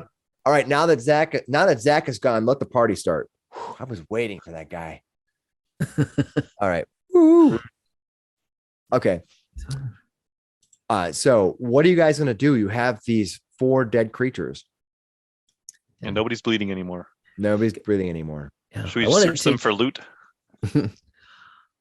I want to Enemy take one bards. of these creatures with us when we get to the crime scene to compare wounds to the proboscis, Perfect. just Please to do. confirm. Mhm. Just to confirm that might be the reason why that happened. Awesome. Yep. All right, go ahead and you grab one of the bodies. Anything else you're gonna do here amongst the path that's taking you to the lookout? How does the healing work in this? Well, Yeah, you how's it you hit can points? take 10 minutes. Takes 10 Okay. minutes. And somebody has to make a DC 15 minimum check. You can actually heal more with a higher DC. So how damaged are you right now? I'm down 7 points. Ooh, Yeah. I've heard a little bit. Actually, 8 points. So if we want to take 10 minutes, I can try it. Perfect. And I then just kind of Thorfinn, looking at his shoulder, going, "Man, that That thing I digs thought that deep. bleeding would never stop." The fighter's down by 4 points, it looks like. Yeah. meanwhile, if anybody has seen the gamers, Thorfinn's sitting over there like this. Eh, he's just Doesn't feel so empty. he's become NPC material. oh, almost. Oh, there you go. Is that a critical success? No, it's not. It is a critical success. I did roll a critical. So I heal him 48 points of damage Mm. Nice. because I did roll the 20. So it's You rolled, yeah, you rolled. So it's success and then boosted because of the 20. Mhm. Nice. for 14 points of damage back to Okay. you. I heal. That gets me right back up to full. And I can do the same for the fighter. Thorfinn, you have to open his Mhm. sheet up and see what he has down. Yeah, he's down Ooh, 4. did not make No. that one though. What'd And you then roll? he's So- immune to that, right? For an hour or 50 more minutes. Yeah. for What did you me. roll for the check to For 9. roll a 9 total? hmm It's not a critical failure though, is it? You didn't roll a 1, No. did you? No. That's what I was asking. I presume that also removes the drained condition. No, it's that your drainal condition is removed when you get a full night's rest. Okay, Okay. so I'm a little sluggish. Okay, so given that you've been healed up and you are sitting in the middle of the road, anything else you're gonna do while you're here? And Mike, just a clarification. I think you said they're immune to the treat wounds from you, but it does not say that. It just says that they're temporarily Immune immune to from- treat wounds for an hour, Oh, okay. including the 10 minutes that you started Yeah. on. Yeah, so the next 15 minutes. So if somebody clunks over the head now, you have to wait at least 50 minutes before somebody Right. could do that. And I think that sounds like a good opportunity for me. Hey, what's that behind you, Nate? No, I'm in the middle. I'm moving back to the middle. This is Can't why get we're me. playing remotely, because you don't want to be assailed in your own home. All Oh, right. did you say Nate? Or you're coming after me, not the player? This is what I do. I attack the player. Character? No. I hate the player, not the game. Rude. All right, shall we continue now that you're not Yeah. dying anymore? All right, you're gonna head out. You're gonna head out toward the lookout. Yep. Yeah, let's Perfect. keep on our way. All right. And we got one of these dead bodies with us. These little big mosquitoes. Big mosquitoes. Mhm. Right. All right. So as you can see from the north, as you walk down across the trail, you can peer down into a small little bridge that reaches out to the lookout. On the lookout, you can see that there is this kind of pillar that has a ring on it. That ring is just kind of looks like it's made of copper of some sort or bronze maybe. And you can see the feet, the dangly feet of a dead body. Dum dum dum. Okay. Feel free to put yourself on the map up here Oof. and investigate if you'd like. Okay. or fall for all my traps, and most likely have a TV gay. Okay. I will cautiously approach the body and I want to check the wounds. All right. So while you're in investigation mode here, you're kind of like you're in exploration sort of mode. You're going to stealth up to the body, or you're going to be observant. So you can't do both. You have to. You can kind of do a list of different options. But so the options you have are. Let's see, what's it called? It is called exploration mode. You can avoid notice, or you can try to investigate. I think I'll try to investigate. I'll be avoiding notice. Okay. So cover me. I'm going to detect magic again. all right, you move up. You move up to the. Let me get it to the right spot here. You pass that. I will load and take out my crossbow as well. Perfect. You walk up and look around. As you do so, why don't you roll me a perception roll? It's a 14. All right. You walk up, and as you near the body, you don't see anything out of the ordinary. The body is kind of hanging over. It's got its arm is kind of like over the top of himself, kind of like as if it was probably rolled over. You get that kind of like they kind of rolled over. So his arm is kind of half over the top of his chest a little bit, staring up at you. Most likely looks to you from a short distance away that is indeed dead. That's what you perceive walking up to it. What do you want to do? I want to check for any wounds, any injuries, any broken bones, if I can check that. If I can detect that. So what I believe I believe you can use a medicine check for that, right? That is correct. Okay. All right. Please roll better than you have been. You remember all those great rolls at the beginning of the night? Done. A 10. A 10? Mhm. All right. You're not sure. You're not seeing any life on him. It looks to be from what you understand and what you see. This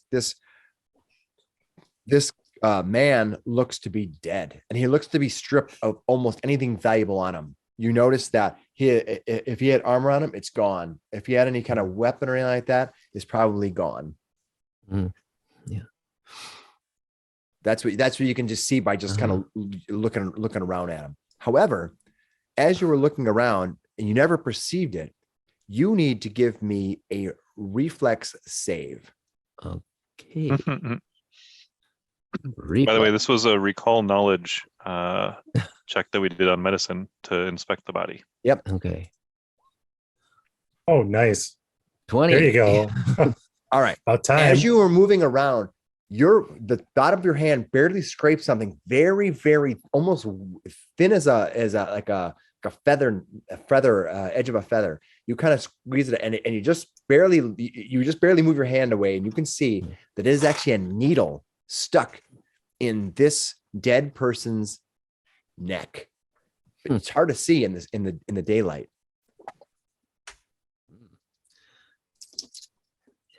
So, well, this looks like the work of some kind of an assassin. What? Where?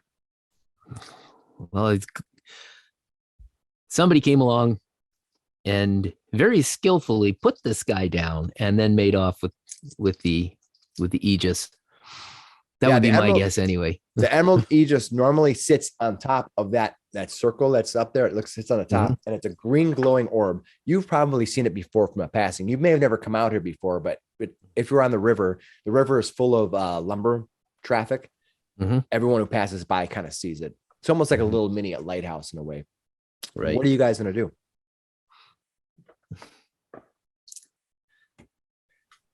do? I raise my shield if there's an assassin around. So Thaler believes that there might be an assassin. Are you going to show them the needle? Yep. What are you going to do? They'll come around. I'll show them. Yeah,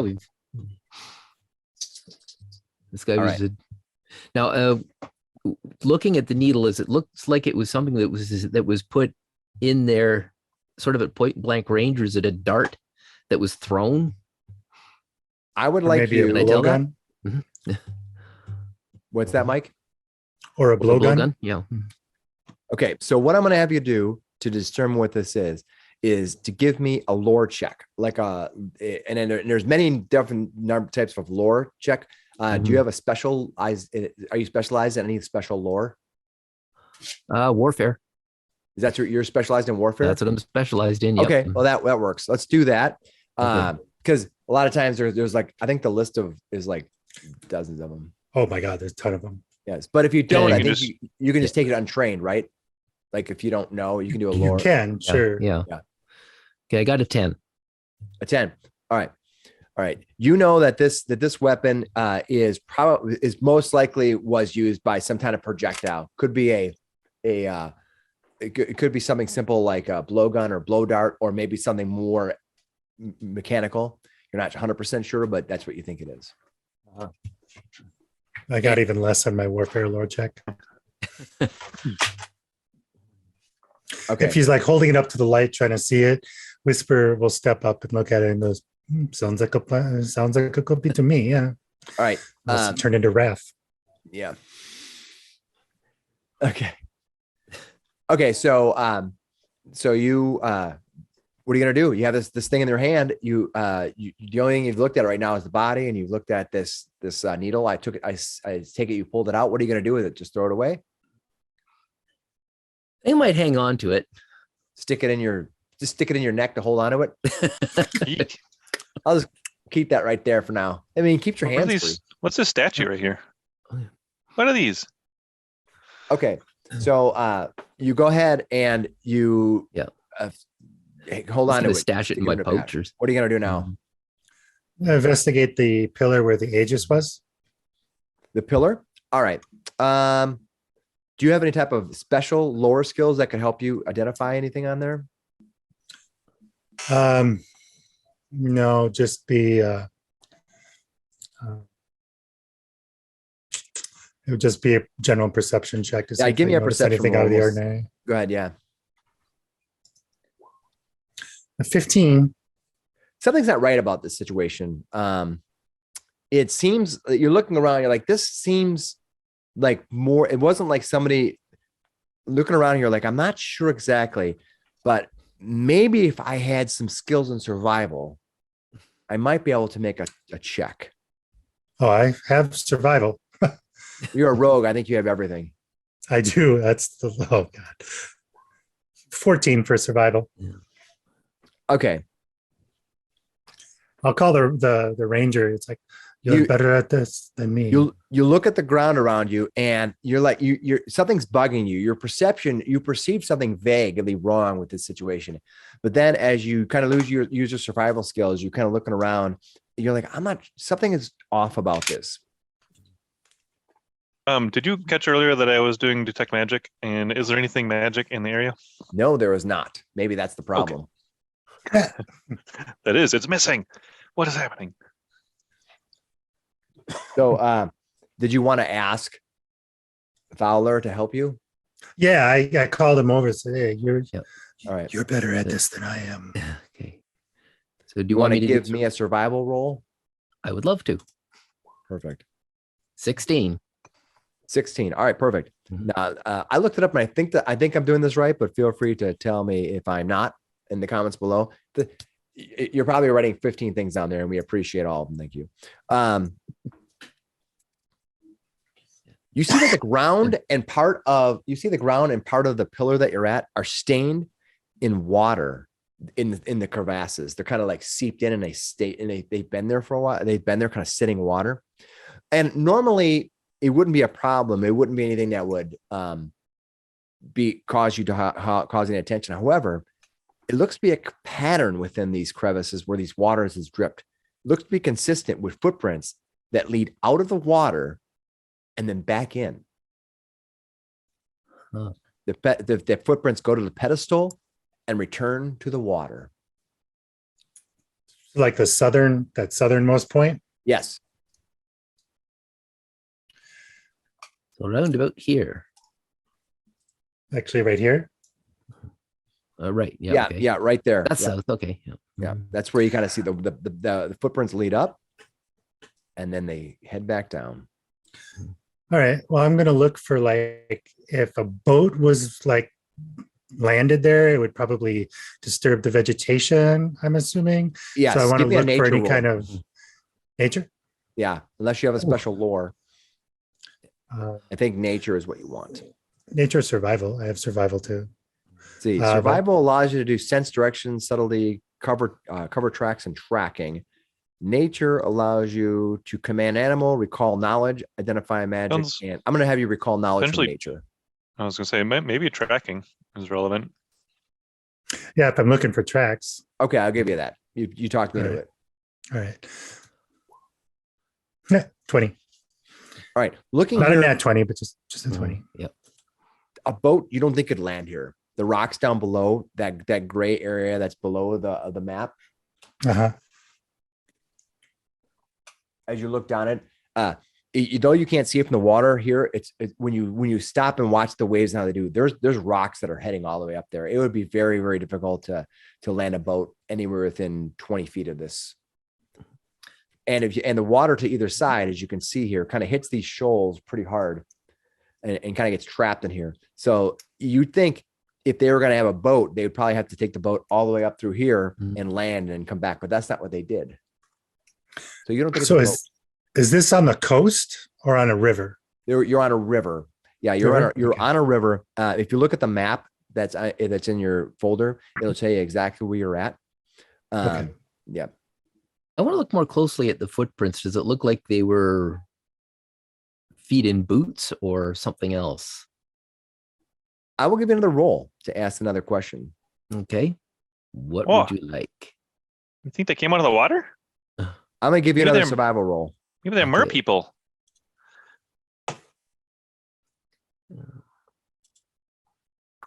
An 18.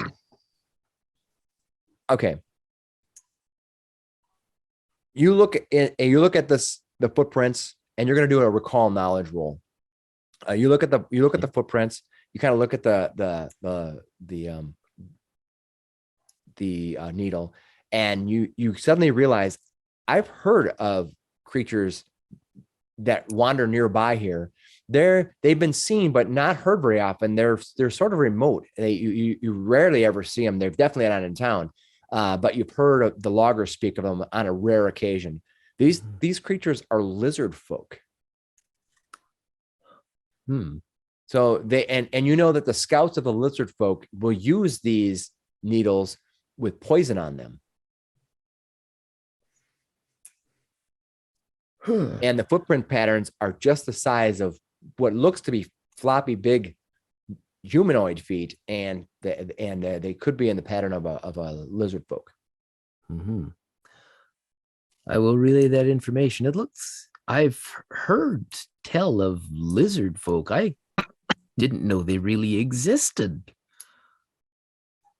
Oh no. But this looks like their work. They've been known to use poison darts like this. But what would they want with the Aegis? What exactly did the Aegis look like? It looks like a small gem about 4 inches wide, about 2 inches tall, and it glowed perpetually with a green glow. I'm getting But an it was- impression that it was stolen from their ancestral lands, and they came back to get it from us humanoids. Yes, I'm pretty sure that's what happened. Well, It has been here a obviously- long time, though. Mhm. But suddenly they've decided that it's worth killing for.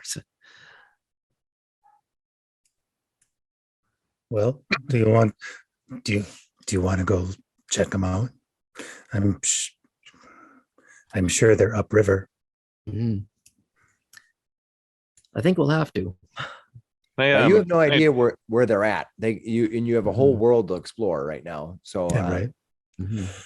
I think of this from like an occult standpoint. This looks like a like a altar almost up here. Like, is there anything else they might have done here in the past? Maybe these lizard folk. well, did this has been sacrifices around. or anything. Yeah, this has been around for quite a long time. 1 second, I'll look it up.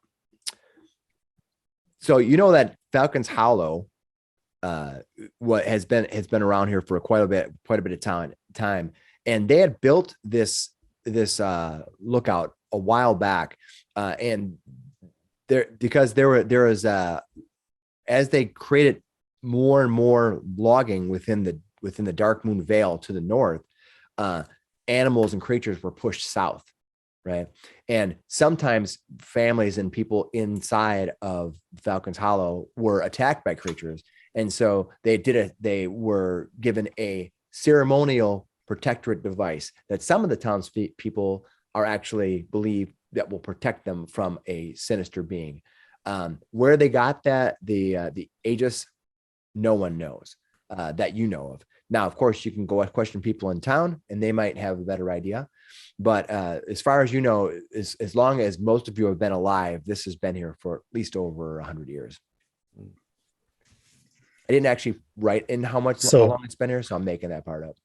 Sure, that works. But the logs are like floated downriver, right? They are. Yep. Okay. So I'm willing to bet that the lizard folk are north, but otherwise they'd have a lot more interaction with them if they had to move their logs through their area. They'd have a lot more riff or, yeah, exactly. So it's probably the newest area of logging that is disturbing them. Would be my guess. I don't know, but it could be. Do we want to go back to the town and see? Or what do we want to do? I think we'd want to go back to the town and ask around a bit. See if there's any people that, if there's anything in the town archives or anything, see if there's anything about the Aegis, how long it's been there. This is a glorified logging camp, so. It's a reasonably sized town, though. I mean, is it? Okay. Yeah. It's a reasonably sized town. Now I don't have a tavern. In my documentation here. It doesn't say a specific. There is one group on the internet that uses this town as like their mainstay, and they have a bunch of lore in there. But I'm only going by the default lore, and the default lore just says it has a reasonable sized town. So I'm going to say, let's say that there's 1,000 people in the town. We'll say Glippy folds his arms and looks at you both and says, "We shouldn't go back to town. We're on a mission. We should go where you think we should go. Was that north or upstream? I mean, I think we should go that way. Let's solve this. Let's get our gold. That's what we're here for. Find out what happened. Get that gold." And he's going to try to persuade you all using his diplomacy. All right. Unfortunately, player to player, that doesn't really work. What? Well, he's doing his best. Well, I think we can narrow it down if we go and look for the newest area that they're logging. It's probably disturbed them. All right, give me a recall. Ask the town. Just give me a recall knowledge of society. Oh, beautiful. Oh, I rolled an 11. All right, but you would love that. Kind you not being a logger and not understanding what is going on with the logging industry right now and how things work. You kind of look out across the bay, the river, kind of to either side. Look this way, look that way, and then your brain, you're like, shit, it all looks like logs. A bunch of fucking trees. Trees are cool. But I'm thinking that if we are doing our detective work correctly here, whatever these creatures came out of the river, blew a dart into the guy, took the Aegis, and went back into the river. So they're very comfortable in the water. So I would assume that they probably have a riverside or coastal or shoreline kind of habitat. That would be my guess too. Good guess. Yeah, they could. That's very possible. What are you going to do? What are you going to do with that? You don't know where they are because you don't know where in this area that the lizard folk are, but you have a very good guess of what their habitat probably would be. Where that would be at, you're not sure. What would you like to do? Are you going to explore something? You'll want to give an activity or ask a question about Mhm. something that is more specific, and then I can give you specific answers. I figured they'd probably be either upriver or downriver. Let's go back to town. If we don't have a specific thing, Wait. Let's- He might have let's- something there. Let's go back and look at that. Upriver or downriver? Or downriver. Hmm. All right, I'm gonna exploring. look. All right. So you're gonna go back to town? No, I'm going on, walking down the edge of the steps there, right up to the water. Let's see if we can Okay. find these footprints. Go for it. Give me a survival roll. I'm really good at survival. Are you the the Yeah, you are. the tiger? He stares What'd at you it roll? intently for a little while. What'd you roll? I rolled a 5. What did you roll? A natural 1? No. Okay. All right. You walk up, you kind of feel your way down the rocky cliffs. And as you do, you get distracted by the fact it's really slippery. The moss here and things like that is really, really slippery and difficult. And as you get part way down, you realize, uh-oh, I might be in a little bit of trouble here as you climb down. And you kind of feel yourself slipping a little bit. And when that happens, I need you to give me a reflex savings throw. Oh, Yeah. got an 18. All right, you're fine. You kind of slip. You Catch kind of myself. it's an environmental challenge. You hadn't reached a hazard, and your DC it's technically a hazard, and your DC savings sort of stopped you. So you kind of grab on to the moss and the rock, and you're able. He slips a little, right? And he quickly Yeah. looks back up at his companions and he just kind of smiles and he says, and looks back down at the water like, I'm going to keep looking. That's what I'm here for. When you look back at the water, one thing you'll notice as you get closer to the water is that the river is kind of covered in sawdust, like floating groups of sawdust and just remnants of bark and things that have been peeled away and are floating. There's definitely, is this sawdust? That comes from cutting down trees. What are That's they- it's pretty gross. Yeah, it's definitely quite tainted. It's just like shrapnel. It's like somebody blew up a tree. Have you ever seen a tree blown up? Yeah. Unfortunately, it covers most of the river, so it's not probably from one particular source. No. But it's sort of moving downstream, right? Mhm. Well, they do float a lot of logs down here, and they will have been cut down. So there would be a lot of sawdust in the river, I'm sure. Yes. I don't think that's an indicator of anything unusual given the circumstances. But Nope. Maybe. I'll continue to climb my way around the side here and keep looking for clues. All right. As you crawl around the other side, you see basically the same thing. There, doesn't seem to be any indicator other than the fact that there's sawdust, and you don't even see any more disturbed footprints. But I will give you another survival roll, please. This time I got an 18. Nice. The only thing that might be able to validate what's going on here is you can see that part of the moss and stuff on the rocks have been slicked away, as if somebody probably ran their feet across it as they ran across it recently. Because if it would have been a couple of days, it would have probably been cleaned up by the weather. So it's happened very, very recently. so it looks fresh. Yeah, there's more fresh print area over here. I will come Definitely and look came too. through here. All right. So that's what you get. Looks With that, like I'm they've going to been- get back off of this because it's slippery. Yep. Whew. Again, about what time of day is it? You said this is like an hour north or so. It's it was an hour to the east, but you did it slowly, so it took you almost 2. So about what time of day? It's getting past the noon hour.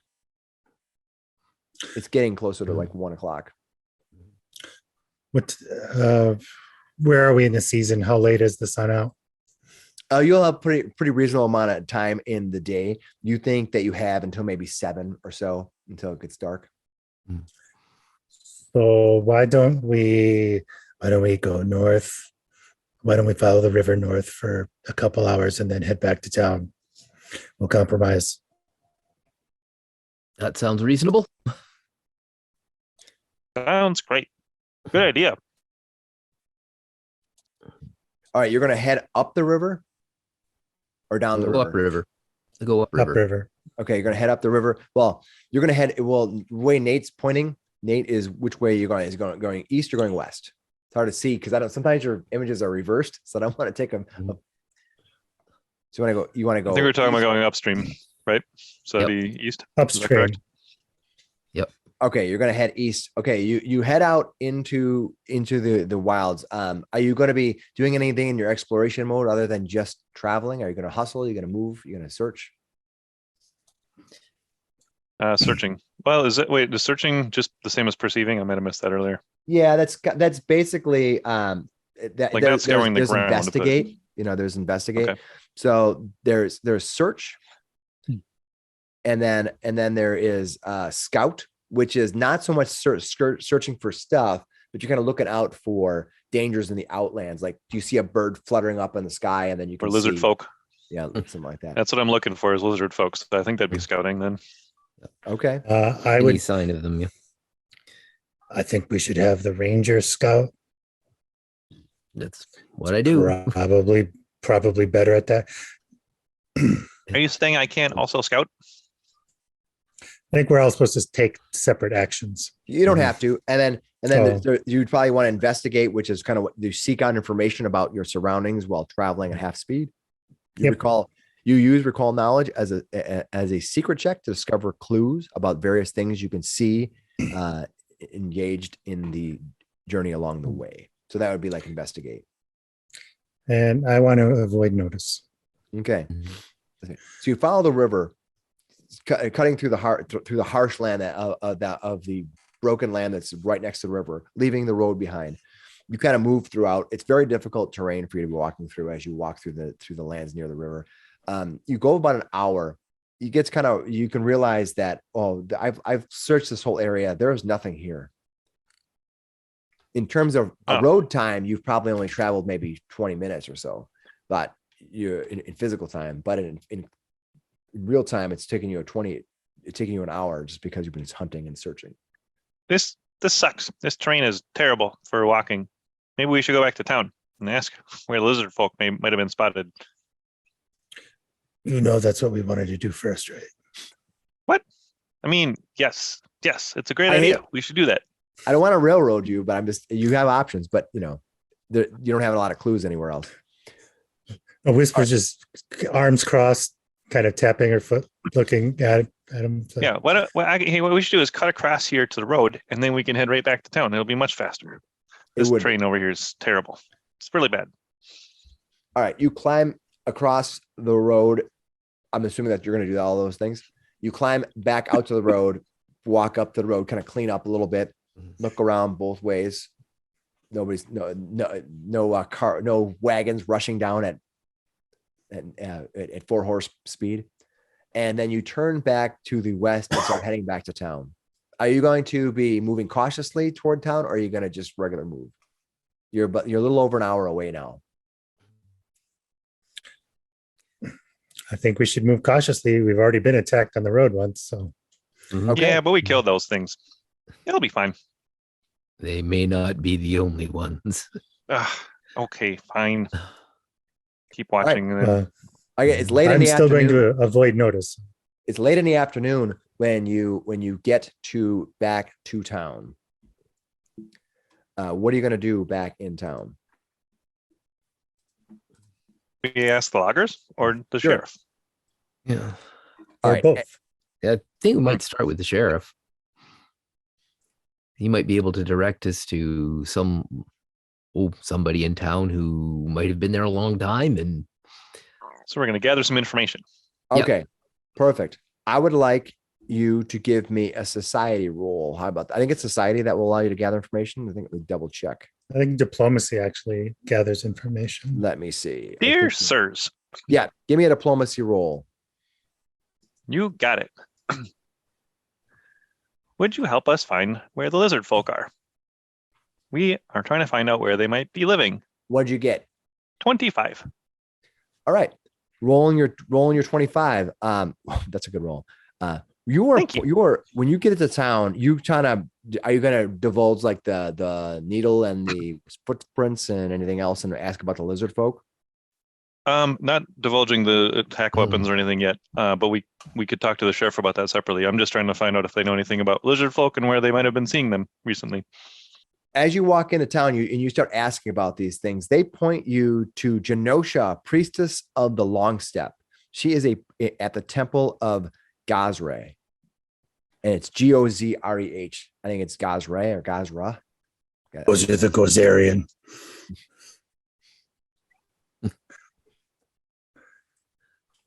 Okay, thank you. We'll go talk to her.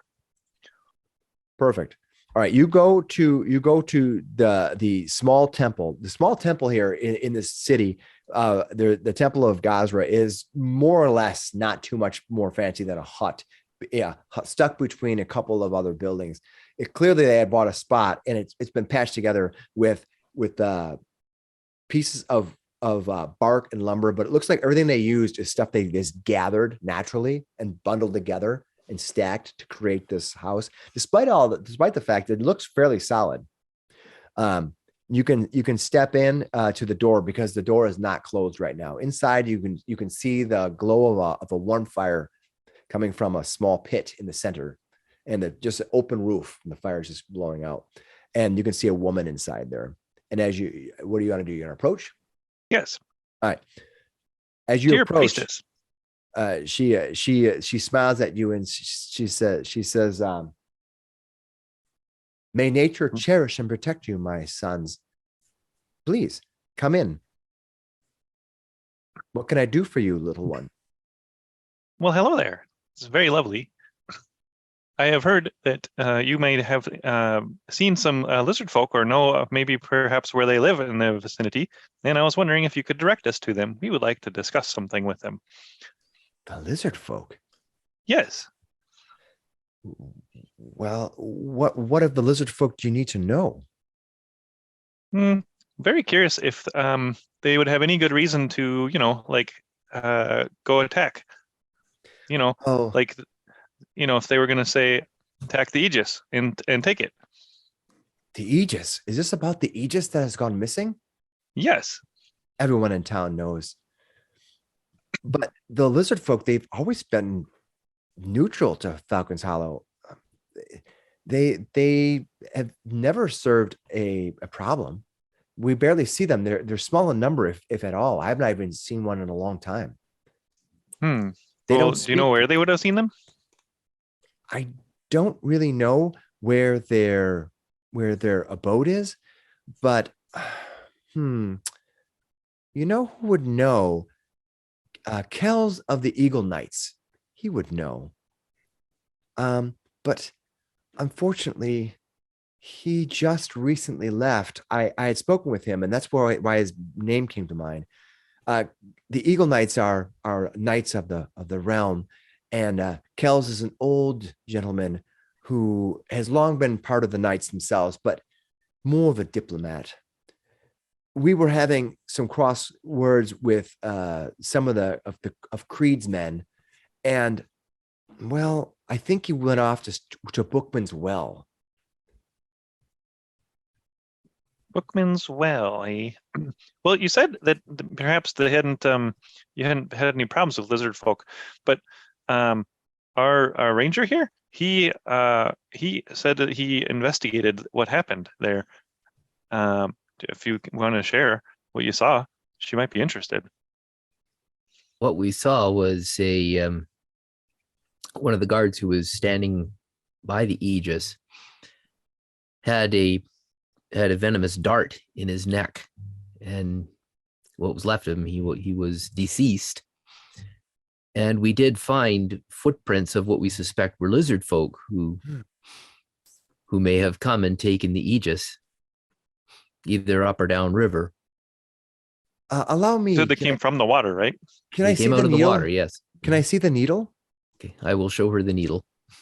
She says, "Oh, you could get confirmation of this if you go to speak to Laradin of the Lady. She's just down the lane there. She's quite odd, but she knows much about these. She's an apothecary of sorts and a brewer of potions.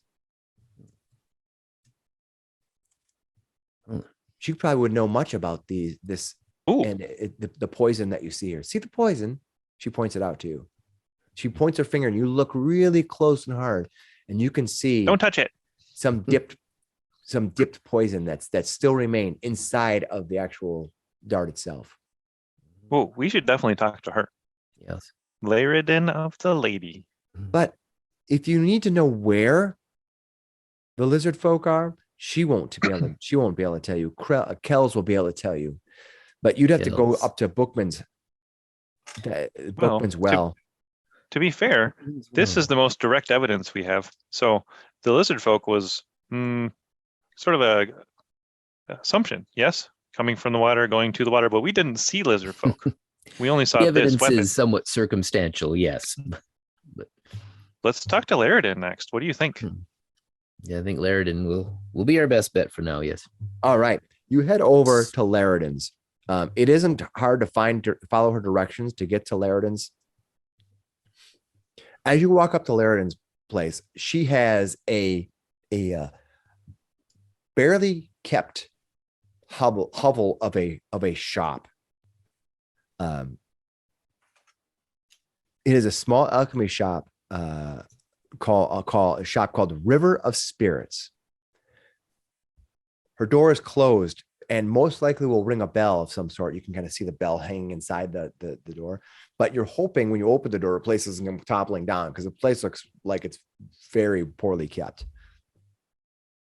Are you going to go inside? Definitely. Yep. All right. You walk, you just say yes. Yep. Okay. Whisper's just following along. All right. You walk up to the River of Spirits and push open the door. You clasp a little handle and push open. And as you suspect, the bell above rings. Ding, ding, ding, ding, ding. A woman walks out. She is dressed in this sheer black gown, her hair long black with black lipstick, whitish face. She looks dark and deep and sinister. Give me a perception roll. Can I give you an occultism roll? No, but you can give me a occultism roll. Definitely go for it. Also, do you see anything glowing green in this room or coming from the back room? Well, first give me your occultism roll. 6. All right. Nothing odd about her other than the fact that there's something odd about her. Yeah. Give He's me a a goth perception. apothecary. Yeah, give me a perception roll. Whoever is looking to see if you see any similar, if you have any skills in crafting, you can use a crafting roll to identify it. But give me a perception to see if you can find something. Well, both the ranger and the rogue rolled pretty well. All right, what'd you get, Ranger and Rogue? I got a 24. All right, and what'd you get, Rogue? Whisper got a 25, just perception. All right, you both look around. When you take a look around, when you take a look around, you notice that that inside of this apothecary shop there is multiple layers of tiny and small vials that line the shelves all around here. There are pieces of things like a dead chicken hanging upside down, and you see beads and strands where there's all types of materials for who knows what. Feel free to, but if you were to roll great on occultism, you might know something, but 6 isn't good. So, I do have alchemical crafting. All right, give me some alchemical crafting roll, and I will see what you can maybe use it for knowledge gathering. 23. My fucking dice are on fire. That's okay. So you look at this apothecary and you think that a lot of these resins are not used for naturalistic apothecary work. You think that she probably brews magical potions here as well. And you can see a lot of the fundamental pieces that you see here are used for that type of stuff. You also notice that she also probably had the ability to craft certain numbers of minor poisons. though there's nothing outstanding that says that's what she's doing. She looks at you as she stands out, waiting for you to make your rolls. And she looks and she says, welcome to the river. She goes, welcome to the river. Hello, my dear. You must be Laridan of the lady. She looks over at you and she says, who told you that? We were talking to Genosha up at the temple. Genosho? She suggested we talk to you.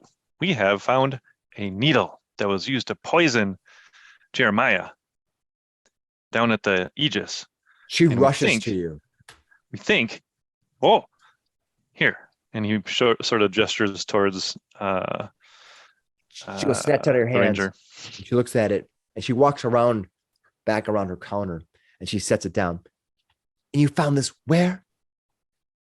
In the neck of Jeremiah. Jeremiah. Down by the river. Eh, He was dead. yes. She pulls it out and she kind of does some examinations of it, and I will make a roll. All right. To identify a poison, what do we need to roll? Would be Is that survival? medicine? I thought I just saw Or is that. it medicine? Pull That would that be one bad back up. medicine. Treat poisons. I would assume that means the same. That's probably the same as discover poisons. I would guess. Identify them. I'm going to go with medicine. Well, you can do recall knowledge about diseases, injuries, poisons, and other ailments. So I think it'd be a knowledge of medicine, basically. Okay, perfect. So she thinks on it as she looks at this, and the DM makes his roll, and she says, well, you see these poisons, they're not made by everyone. They are used a special combination of river growths that they combine with other poisons to make it quite potent. I would say that if this did not come from a lizard folk, the lizard folk themselves probably crafted this poison. She kind of looks at it and she's quite fascinated by the needle. And she goes, may I keep it? Well, it's a murder weapon. I don't know if you'd be able to. We'll have to double check with the sheriff on that. Who wouldn't want to keep it? I'm fascinated by poisons and he looks around and chemicals and stuff. Do you think you'd be able to tell maybe where they got the materials for it? You asked the right question. Let me see by rolling another roll. Well, there's lots of ways in which you can make it, but it would be on the edge of the river for sure. That's where we were. Amazing. It wouldn't be far from the river at all, but they don't have to live there to gather this. Now, you're saying I can keep this. As long as it's okay with the sheriff. Well, he doesn't have to know everything, does he? He might Looks- like to have a look at a murder weapon. Hmm. We'll hang on to it for now. We'll see what he says. As you take it out of her finger, she's like, oh, okay. And now that you're next to her, I'm going to give you I'm going to have you give me a gather knowledge religion check. So you're going to do a knowledge skill for religion. Ooh. Recall something. That would be Fowler for sure. And if anybody else too wants to, they can. I got a little bit. A 14. All right. Anybody else rolling? Religion check. Yes. Mhm. Okay, I'm trained. I am not, so I won't. Oops. 11. 11. Right. Graham, Fowler as you got close to her and grabbed this, a little bit of hint of the many colored, faceted, shimmering lights that she has in this room that are really just one source of light that passes 300 variations of different colored bottles as it reaches the people. You notice that her blackened gown has very faint, very light outlines of butterflies all over her gown. You think that she is actually a follower of Desna. Yeah. And Desna is the kindly song of the spheres. Desna is the kindly song of the spheres, present over dreams, luck, stars, and travel. An ancient goddess, Desna delights in freedom and mystery, and she encourages her followers to do the same. And her symbol, Desna's symbol, is the butterfly. And this woman has these all over her gown. Yes. Come to this place for your healing drafts, strength potions, and opiates. You probably could get opiates from her. And she probably supplies many of the loggers with opiates for when they are off work. Expanding their consciousness. Yeah. They got the back pain. Yeah. Breathe in the stars, man. Breathe in the stars.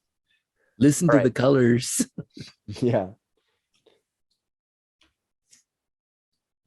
All right. What are you gonna do? What are you gonna do now? You had the needle back.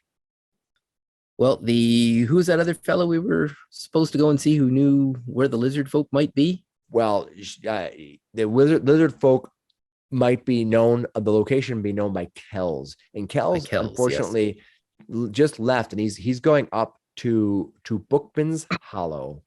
Mhm. Now, something you'll know if you do just give me a society, gather knowledge, you'll get to know about the town here. What'd you get? I got a 12. All right, Bookman's Well.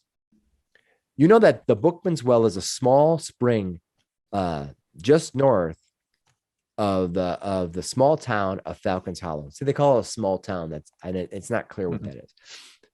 In Andoran, which supplies most of the town's fresh water, as the water of the foam river is full of sawdust. Mm-hmm. That's what you know about Bookman's Well. You don't know if you rolled better, you would have got more information. So we have a rough idea of how to get up there, though. You know where it's at. Yeah. Yeah. Cool. I'm gonna head out there, just north. Well, So it's maybe 10-minute walk. Do you guys need any supplies for poisons? Well, should we talk to the sheriff first and just show him the murder weapon and let him do Yeah. the cop thing? Yeah, probably. Right. As you walk out to go talk to the sheriff, this woman leans out to you and she says, "Come back and bring the needle." Okay, thank you. Larry seemed nice. watches you almost in lust as you walk away with the murder weapon in hand. She's obsessed with needles. Put the needle on the record. All right, you head over to the sheriff. The sheriff is there and is, well, as you meet him, what have you found? Check this out. He's gonna look at that and he plucks it from her hand. He says, "Is this what happened to our fair friend Jeremiah?" Yep. He took one of these to the neck. And they found footprints, watery footprints coming from the water and heading back to the water. We think it What was a could lizard that folk. be? Ah, lizard folk. We've not had much problem with lizard folk. In fact, we've had no problem with the lizard folk. They are few in number, but where they are downriver for sure. Dang it. We went there's the a wrong thi- way. We went upriver for a whole hour and we didn't find them. Yes. Unfortunately, it's difficult to get across the river this time of year. It's getting a little full. But you probably don't want to try to swim across it. It's difficult. There is a ferry that will take you across, though. Why do you want to speak to the lizard folk? We suspect they may have taken the Aegis. Why would the lizard folk take our Aegis? That's what we'd like to find out. Yes. Well, the problem is I have no idea where the lizard folk actually are. I'm here dealing with the business of this town, not scouting around for creatures who do us no harm. You said they'd be downriver. Oh, you have an idea. Because they were spotted down there. Ganosha said we should talk to Kells of the Eagle Knights. So we're going to go to find him up at the well. Ah, very smart. Yes, that is right. I remember that Kells at one point did say he had a communication with them. I had forgotten about that. Well, we'll be happy to take our payment now. Well, you'll get your payment when you return back the Aegis. I almost got you, didn't I? All right. No. Well, let's go. Let's go talk to Kells, eh? You head up north on the trail, just outside of town. You know that the water within the river is awful. Nobody, even if you try to filter it, it tastes like bark. It tastes like it's been just sitting in this. It's not very good. So people got a get strong water hint from of a wood. spring. But the spring is under control by the Creed family. So as you wander north, it takes you about 10 minutes. Anything else you're going to do before you get to the Creed family, to the Bookman's well? Okay. Bookman's well is a series of small buildings, outcroppings that are near a pool of water that's been kind of gathered. They've kind of redirected part of the spring, and there's like a little tiny lake there, and they've kind of boarded it off. So it's stopping any natural erosion. It's kind of keeping the water contained within this area. It's probably somewhat of an engineering feat in a way, but at the same time, they keep the water locked away, and they charge quite a bit of money for its use. And for that, the Creed family, which has long been known inside of Falcon's Hollow, is often assumed to be quite dastardly in how they pull the money from both the consortium and the people of the town. As you approach, you are approaching from the south. You can see these two buildings. There's like a little gateway. It's almost like a minor. You almost can say it's a minor fort, although that though there's no walls, there's no doors in between. It's just like walls without spaces, but it kind of looks like a little mini fort with a couple of small buildings.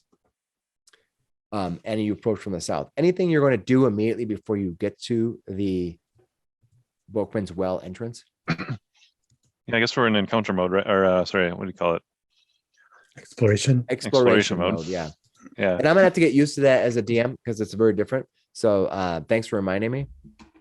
Yeah. So what I guess we'd be doing I'm basically looking out for people at this point. So I think that's effectively scouting again, right? Yes, that would be scouting would you're basically looking for signs of danger, really, not necessarily people.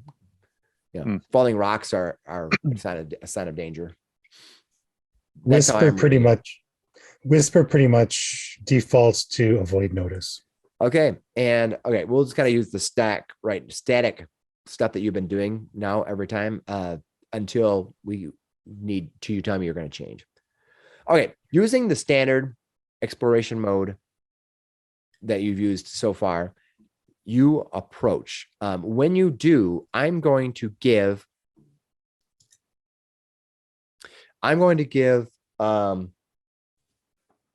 Fowler a perception roll. 8, and that's a natural 1. All right. You perceive nothing. I'm going to put the map up, and then I'll tell you where I want you to be, okay?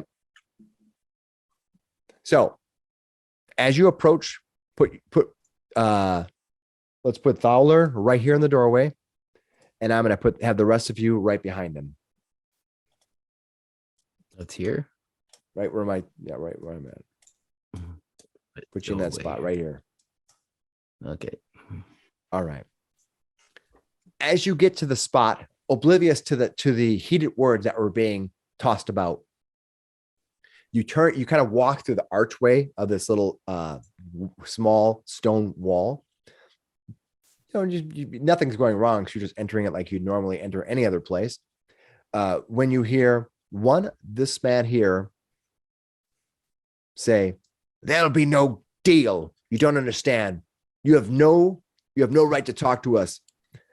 And because of that, we're sick of you. We need you to leave right now." And this man says, "Listen, I don't really want any problem. All I really want to do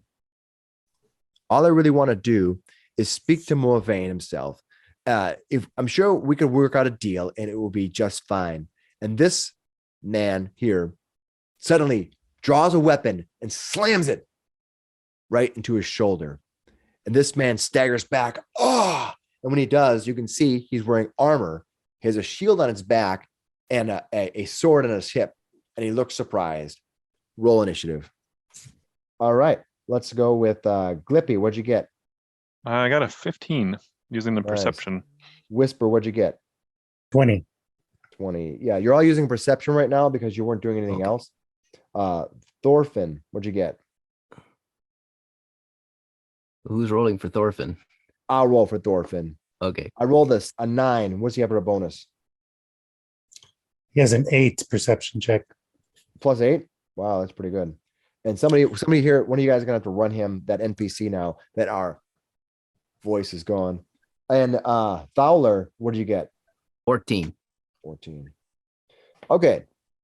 As we start, one of these men looks over at you as this man here looks over at you as he stabs this other person here, seeing you, and then he looks. This one here looks at this one and says, "Kells, I see you brought reinforcements. That's unlike you, old man." And Kells says, "Hey, I don't even know who they are. And why did you stab me? Go get me a medic right now. Get Morvain in here." And this one says, "A medic? I'd rather see you 6 feet in the ground, and because of that, you'll never get out of here alive." All right. First thing that happens is these two thugs are going to get their attacks. This one here has one dagger in his hand. Did I hear them call him Kells? Yeah, you did. Thank you. This one has a dagger, and the other, okay. This one here has a dagger in his hand. This one here is going to start. His first turn is going to draw his dagger, and he's going to attack this one. I missed. Then he's kind of a thuggy kind of guy. He's going to attack again, even with a -5. I rolled terribly. This one here is going to move here to here, giving him flanking. Now, this champion does not have attack of opportunity. He moves to this one moves to here, and he's going to attack him, and that gives him flat-footed bonus. But still not enough to hit. You'd think that Kells with his armor on is reasonably set for armor. Champions are the tankiest of the classes. All right. And with that, Whisper goes first, and then Glippy. Whisper's like, "We need something from this guy, right?" You do. She will draw her rapier and will 10, 15, 20, 30. Oh, double checking. Was that a wall right there? Where? Yeah, what is This is a that? wall. Yeah. This is a wall right here. This right here? So there's a doorway right here. I think you said earlier, right? Yep. Yep. And there's a wall. How big of a wall? It's a 10-foot tall wall. Well, you can run through the doorway. But you can run through the doorway without a problem. But Is with the door- with the Is this the doorway here? Yep. Oh. Yeah. Let me I move tried to back here darken. So the original map that this came from, I doctored this map from someplace else. The walls were difficult to see, so I drew red over the top from to try to indicate them a little better. But what are you gonna Right. do? Drew the rapier. 5, 10, 15, 20, 25. 30. 30. 35. And I will take my attack. All right, you run up to this thug out of nowhere. He looks up and he's, what? He's just like, you're going to run in and start attacking me? All right, go ahead and run up and give him an attack if you want. 21. Yeah, I don't think you rolled under 20 tonight. All right. Yeah, it's ridiculous. So total of 8 points of damage. All right, you slap him. Boom. All right. Any other actions you're going to take? I think that was just 2. That was it. I drew, I moved, and I you attacked. drew. So that's 3. Right. That's right. Forgot it. Making sure they don't have any other special things they can do, as I'm not quite used to reading these charts on these creatures. All right. That brings us to Glippy. The Quippy. Hey, listen, we need Kel alive. We have to talk to him. So we're gonna need you to stand down right now. So he comes in chirping like that, but he'll kind of move into the corner. He even go a little bit further because he doesn't want to get too close to that combat. And then you ran in a square. Yeah, kind of. And then he's going to cast a spell called Daze on this guy who's the furthest away. All right. And do you make an attack roll, or do I make a save? I think it's a will save. It's a save. I think it is a will save. Again, yep, there you go. There's a DC 17 will save. Okay. That'll be my second and third action right there. There's a 2 action spell. My will is 2, but I rolled a 16, which means I made the save, but I didn't critically make it. Does anything happen to me? Let's see here. Jolt deals mental damage equal. So, mental damage equal to your spellcasting ability modifier. The target must have basic will save. So basic would be half damage. I think. Yep.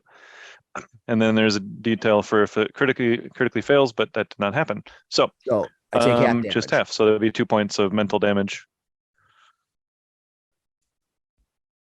And he yells again. Now stand down.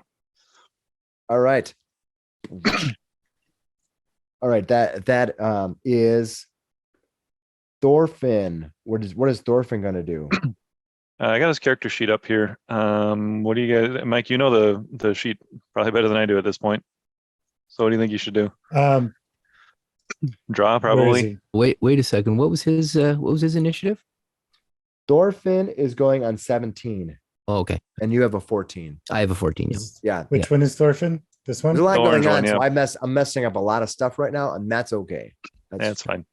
But I think you should probably draw. He has a war axe, looks like. Okay. Two war axes I'm seeing. Yeah. No, so the war axe. Oh, two-handed. He has 2 of them. Yeah. Got one of it. them is when he's using it single-handed. The other one was when he does double. That's because it's versatile, right? Yes, That's because cool. it is versatile. That's cool. Yeah, it's a dwarven war axe because he's a dwarf. All right. Awesome. So I think you should draw that and come in. What do you think? Sure. Oh yeah, absolutely. All right. So, and he can move at 20, I'm guessing. Yeah. Speed is 20. All right. So 5, 10, 15, 20. Look at that. 1 move action and draws, and he can take an attack, right? Yeah, he can. Let's do a two-handed attack on this guy. And that was the first attack, right? So we'll just click it without need Nice. reductions. 23 to hit. That is awesome. You hit that thing, no problem. Stand down. 11 points of damage, slashing. 11 points. All right. Yes, sir. When you do that, you cleave into this poor defenseless. He's The one not with the defenseless, he's one with the wearing knife armor. that stabbed Kel in the first place. Yeah.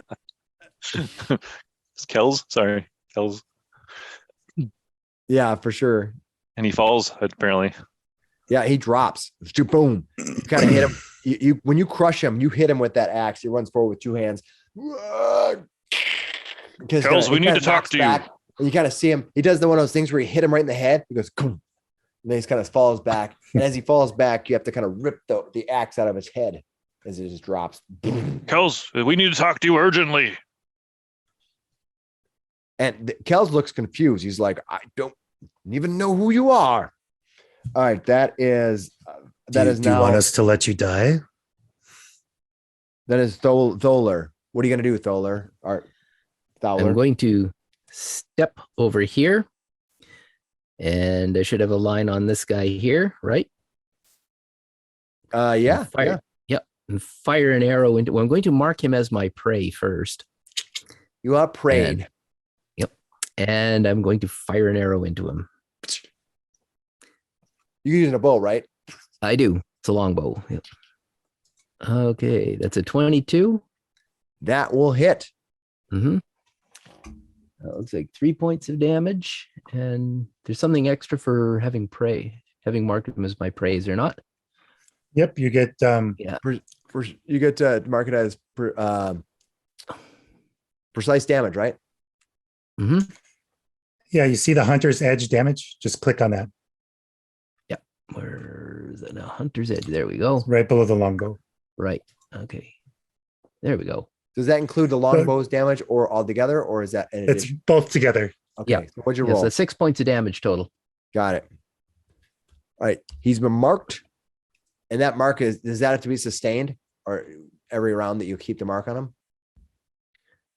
Yeah, he's that's his prey until until it either dies or he rests. Got it. He So he can can't do it re- anymore today unless he kills the person. Yep. Right. Okay. Got it. All right, cool. So what I could do is have him run off into the woods and hide. Yep. But then the ranger gets bonuses to track him, Right. so he can go down and hunt him down, and Right. he probably would enjoy it. That's funny. All right. When you do that, suddenly, as if a video game, though this is not a video game, you get the whoa, whoa, where these creatures suddenly get triggered. 15, 30. Let's see. I'll move the other one. Actually, I've got the hunted shot feat too. So you take 2 quick shots against the one you hunt. But you didn't So use 2 it. strikes against prey. That'll be something you can use next time, Yeah. right? Okay. Very well. Mhm. If we retro everything, we'll be here all night. So Yeah. No. That's fine. Who is this? So right are these here? guys triple moving? What's that? 'Cause that's a thing, right? Like you could just move, you can triple move nowadays, You right? can, but they don't have to. This Fair. person moved twice. So he gets to here and he has a knife and he's going to attack this person. Who is this? That's Tholar. Tholar, that's you. He comes running up That's me. behind you.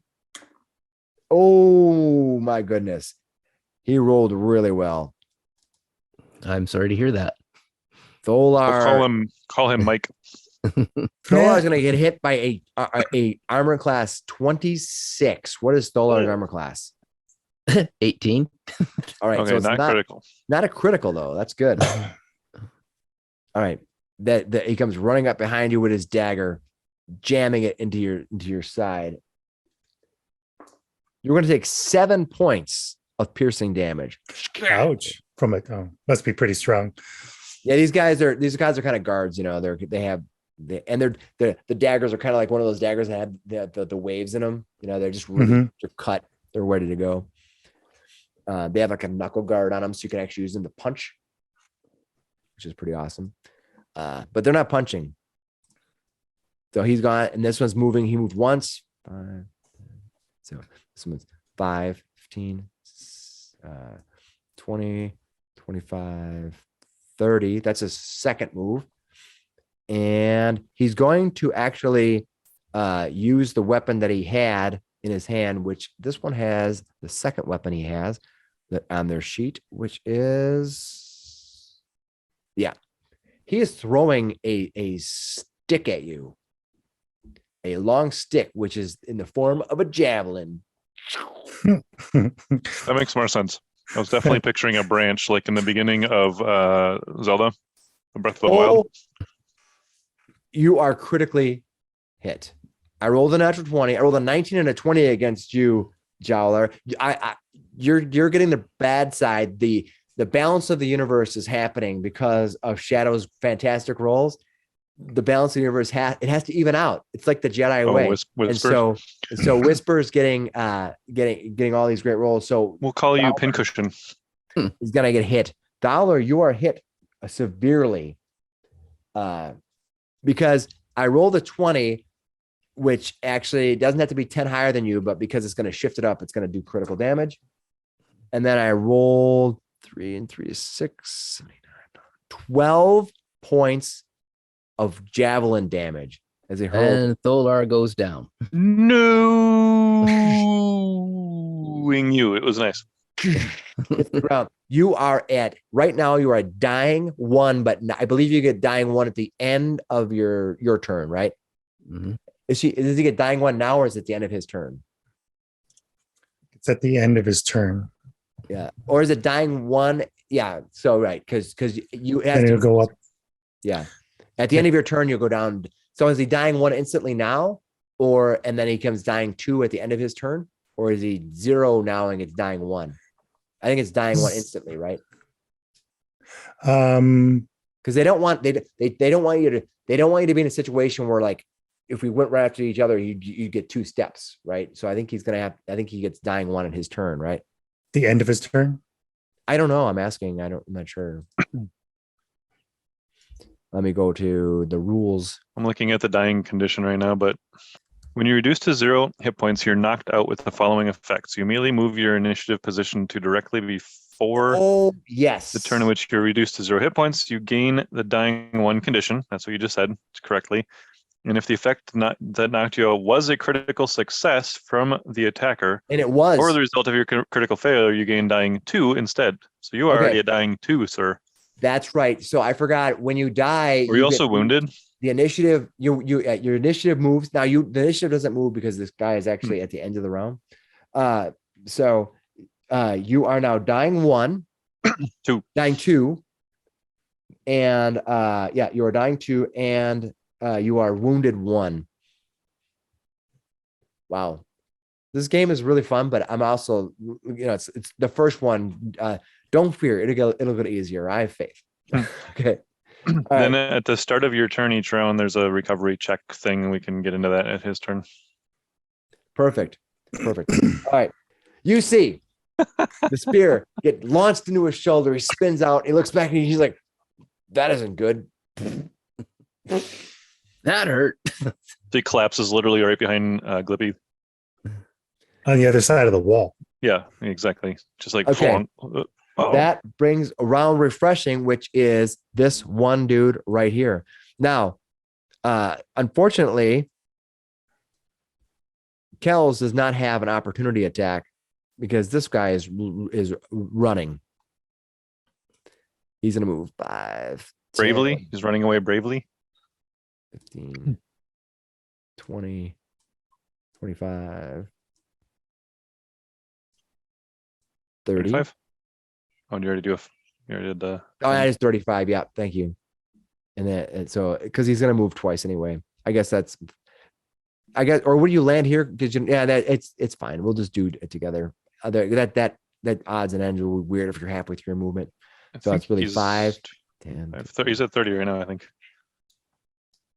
25, 30, and he's gonna move 3 times. So he runs off into up that little path and around the corner. Does he say anything as he runs away? Like, nope. This is brave. I'm being brave. Bravely running. Nope, he does not do that at all. Okay, given that,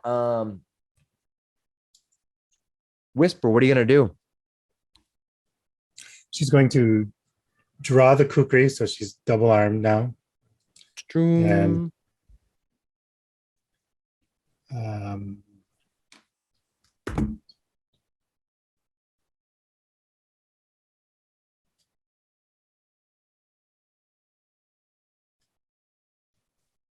she moves 35 and she's going to attack. Now she doesn't have flat-footed, but still. 19. All right, so you move to there and you're going to attack? Yep. That's you. Is that right? Okay, cool. Who? This is me right here. Okay. So Okay, I you hit run this down guy. there. Well, I rolled a 19 to Yep, hit. you hit him. Go ahead. How much damage do you do to him? 9 piercing. 9 piercing. It takes that damage. All right. Now that hoodlum, that guard has just got jacked by Whisper, Glibby gets to go. Glippy, huh? Let's see. Well, I think I have another opportunity to use my electric arc. I'll come around the corner here. And let's see. He can run basically back out to here. Oh, that'd be a lot of diagonals. But we'll say he went straight instead, right? You So he were goes- here, right? Yep, So you have to go 5, here, 10, 5, 15, 20. That's 20, right? 25 right there, right? You 5, can 10, pound over 20. my bleeding carcass 20. if you want to. Yeah. I can go one more and then I'll have a straight shot to him. I don't think he'd have any cover then, right? I almost feel like as a house rule, I want to get rid of the alternate thing, but because it's giving me a brain hemorrhage right now. But Well, I'm gonna And try wait, to at do the least- lightning again with the 2 targets. and how So many that years? one- How many years do we do that in 3.5? Right, forever. Yeah. Right. So what are you gonna? Which one you got to First- check? This one. First and second one there. So All right. let's First see one what we here. can do. What is it? A saving throw? Yep, here it is. And I'm until sure we it's know, another other, 17, reflex 17. no. Do I make a saving throw? Yes. Okay. Reflex. I'm pretty sure I lost unless they have a really good reflex save. They don't. They have average. So I lost. How much damage did you do to this guy? All right. Can you give me one for the second guy as well? Oh yeah, I Unless forgot. you want to roll them together. Natural 20. I rolled 2 20s tonight. You guys are in trouble. So the second guy made it. Ah, all right. much- Well, it's a basic. It's a basic save. So 1d4 plus my spellcasting ability. So I got a 3 plus the 4 is. That's weird. Why doesn't the spellcasting ability show in here? I feel like that should be charisma, right? Oh, we'll have to check that out. So 7 points would have been the total save for half. All right. Well, he failed, so he's gone, and he Woohoo! critically succeeded, so he takes none. All right. Wow. All right. Awesome. Way to go, Glibby. All right. Thorfinn, It's the fighter, the Glippy. end. With the P, Glippy. Oh, it's Glippy. Glip. Yes. I did say Glip. I know I wrote Glippy, but I said Glibby. You're being He's kind a of little glib. He is Yeah, the glib. thing about mispronouncing names tonight.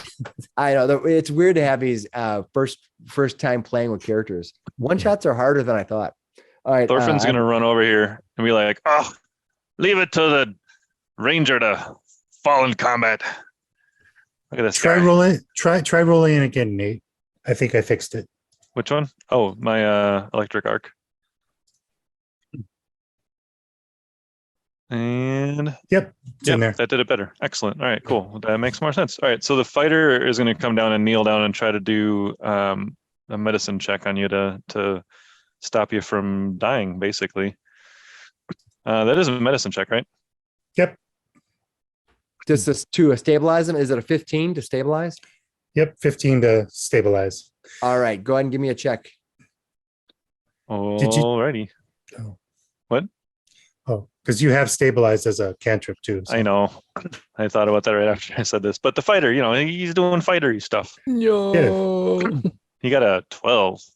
All right. He's doing. the He's got fighter, a bandage out. He's trying to help you out. And the fighter and get gets back. down, and I'm just picturing him like beating him on his chest. Boom. Yep. Don't leave us. He's beating him with a bandage, so it should help, right? Sopping up some of that blood. trying to give him mouth-to-mouth resuscitation while he's bleeding out. Stop right. dying. All right. All right. The next round, we have Fowler. Now you are unconscious, dying. Anything you're gonna do while you're laying there? Any famous last words? Don't go into the light. Okay. Now that we've cleared that up, you get a stabilize roll. Recovery Uh, check. Yeah, and I believe it's at minus. Is that the minus your death save? You have to roll a d10, and you get it at -1. So it's DC is 10 plus 1, it's 11 because you're a death one, dying one. That's Okay. two. That's Or two. death Dying 2, so two. it's 12. I forgot about Sorry. 2. Thanks for keeping us honest. Okay. So just a regular d10 roll, but you're Okay. down 2, so it's 12. Natural 10. No, not enough. D20 now, roll. yeah, D20 roll a roll. You gotta D20, get it. right? Okay. 12 or No, I better. rolled a D10 like you said. Yeah, roll a D20. 3. It rolls a You're natural dying. 3. I rolled a Yeah. natural 3. All right, so I think now at the end of your round, you go to die. Does he go to dying 3 now? Ooh, you have one round to live. Just one round to live. It's not a very good. It's not a very good soap opera. Yeah. Yeah, Rangers dropping like flies. Don't worry, your evil brother will appear in the next next show of the soap opera. We'll just slap a mustache on you. You'll be fine. All right, Fowler is dying. That brings us to that one solo fighter down here who sees 4 people sitting here, and he decides, no. You, by the way, you did a simple failure there. You got a 3 versus a 12, right? Yep. But if you had rolled a 2, that would have been a critical failure. Your dying value would have increased by 2, and you would have been dead. So Just he wanted to takes throw that out off. there. He's going to just run, and he's going to run off the map. That's Just all running he through the does. jungle. He ran forward with his spear. He goes, "Ah, good." He's like, yeah. And then all of a sudden, a bunch of people, 3 other people run out, clobber his friend, and they all look at him, and he's like, no, I'm out. Round refreshes. That guy is gone. The people at the top, the one person has run up into here, if you recall. He ran up here. He's gone. What's Kel's doing? He's running over. He's going to run here. Let's see, 5, 15, 20, 25. Where's the dying person? Right here. Right here. Okay. Kells runs up to you and he leans down and he looks at you and he says, no, my friend, I don't know who you are, but no one deserves to die like this. And he is going to reach out to you, close his eyes, and touch you. And when he does, his fingers around his hand glow white and radiate through your body. His hands become infused with positive energy, healing living creatures or damaging undead creatures. If you use land hands on a willing living target, Graham, you have an option there. I'm willing. Yeah. I mean, you always get permission to, to touch somebody. That's true. You restore Bad 6. touch. You hit have points. consent. Yeah. 6 consensual hit points have been infused in you. Okay, 6. If the target is one of your allies, they also gain a +2 status bonus to AC for 1 round. I'll say you don't get that because you're not really attacking that ally. I mean, he did just run through the fighter. So he would have had to have been an ally to do that, right? Technically true. And we established that we wanted to talk to him. Yeah, I'm going to give you 10 points of damage for that. Ah, No, ah. that's a fair point. All right, I'll give that to you for 1 round. All right, that means so he ran up and did that. That is Whisper. What are you going to do? So he wakes up, by the way, right? At this point, right? Because he was healed. I think so. Yeah. Yeah. Whisper. What are you going to do? Oh, and then Kel says they will be coming. Do you want to fight or flee? Well, how many are we talking about? Morvain is there and he has a few soldiers. I don't know how many. Not been there, but Morvain can be difficult. They've been kind of dastardly towards the town for a while now. Maybe the town will be better off without them. We're not talking. This is not Morvain's problem. This is the Creed family problem. We're already going to be in deep with them. I suppose we can leave. I just wanted to talk to you. What do you want to know? Well, let's get this guy up real quick and get to a safe spot, eh? All right, he helps pull your friend up to his feet. Fowler, you're being pulled to your feet. He looks at you and he says, "You don't look good, good friend. Let's be on our way." You saved my life. Thank you. Well, I think you saved mine as well. Come. And he runs with you south, leaving this small Bookman's well to its own devices.